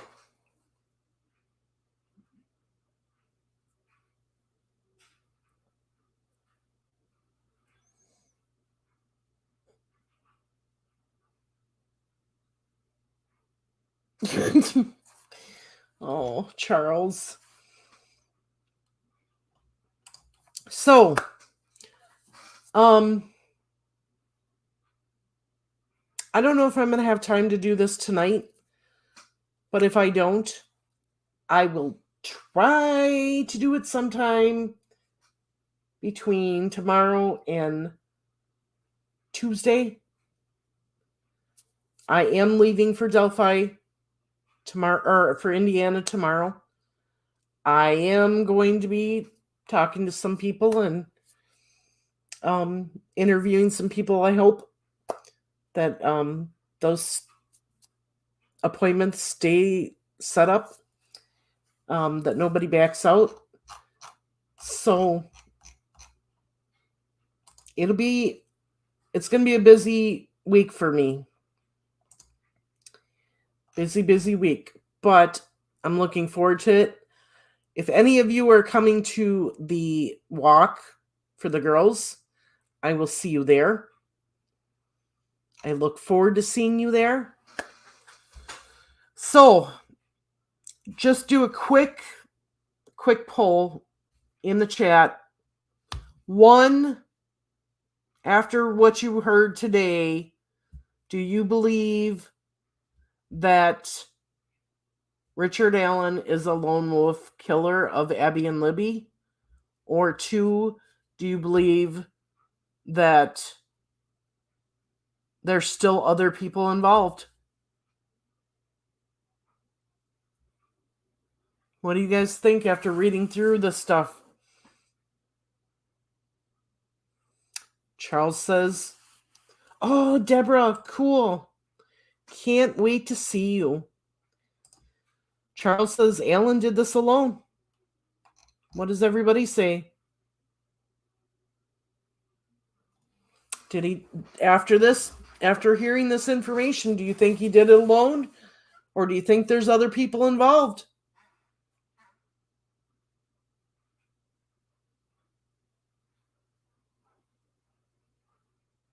I'm just waiting to see if anybody else responds. French, you say there's still many other people involved. Yeah, well, we're going to find out. Kirsty, I don't believe he did it alone. Someone knew those girls were going to be there.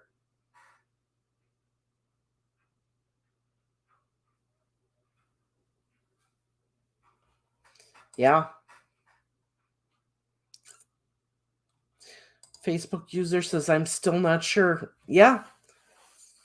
It's, we've been through so much in this 6 years.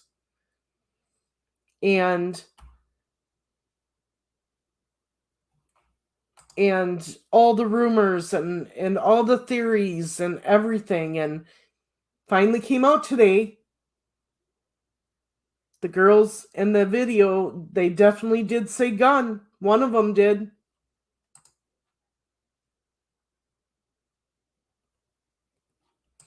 You think he's taking the fall to protect his family?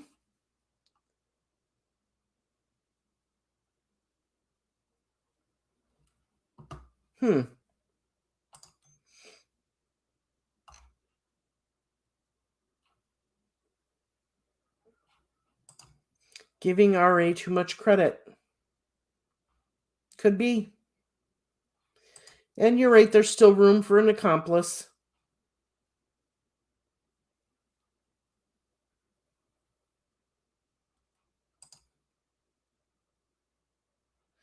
Oh, Ava, thank you so much for joining us. And you're welcome. I'm so glad to have you here. Hope you come again. Yeah, he's definitely involved.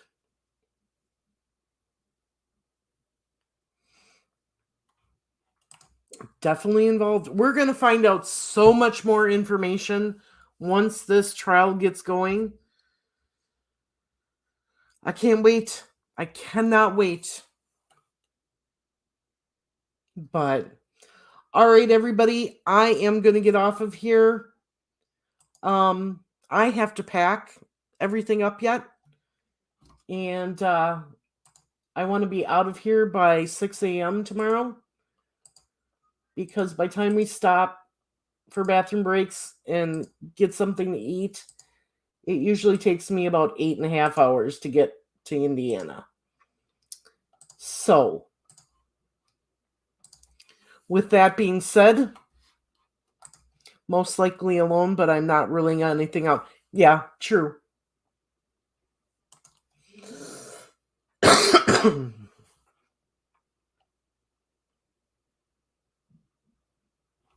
Yeah, that could be. That could be.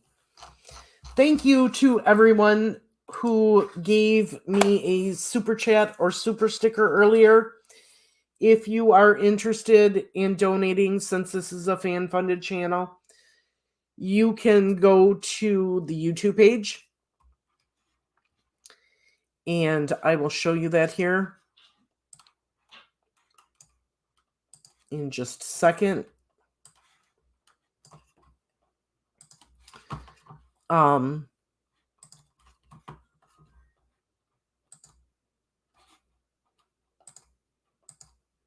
There we go. If you go to the True Crime with Marv YouTube page and you go to About, there's a link section here. I have Venmo, PayPal, Cash App, of course. And of course, you can do the super stickers and the super chat. Most of all, hit the thumbs up, the like button, share it out. And I will see you soon.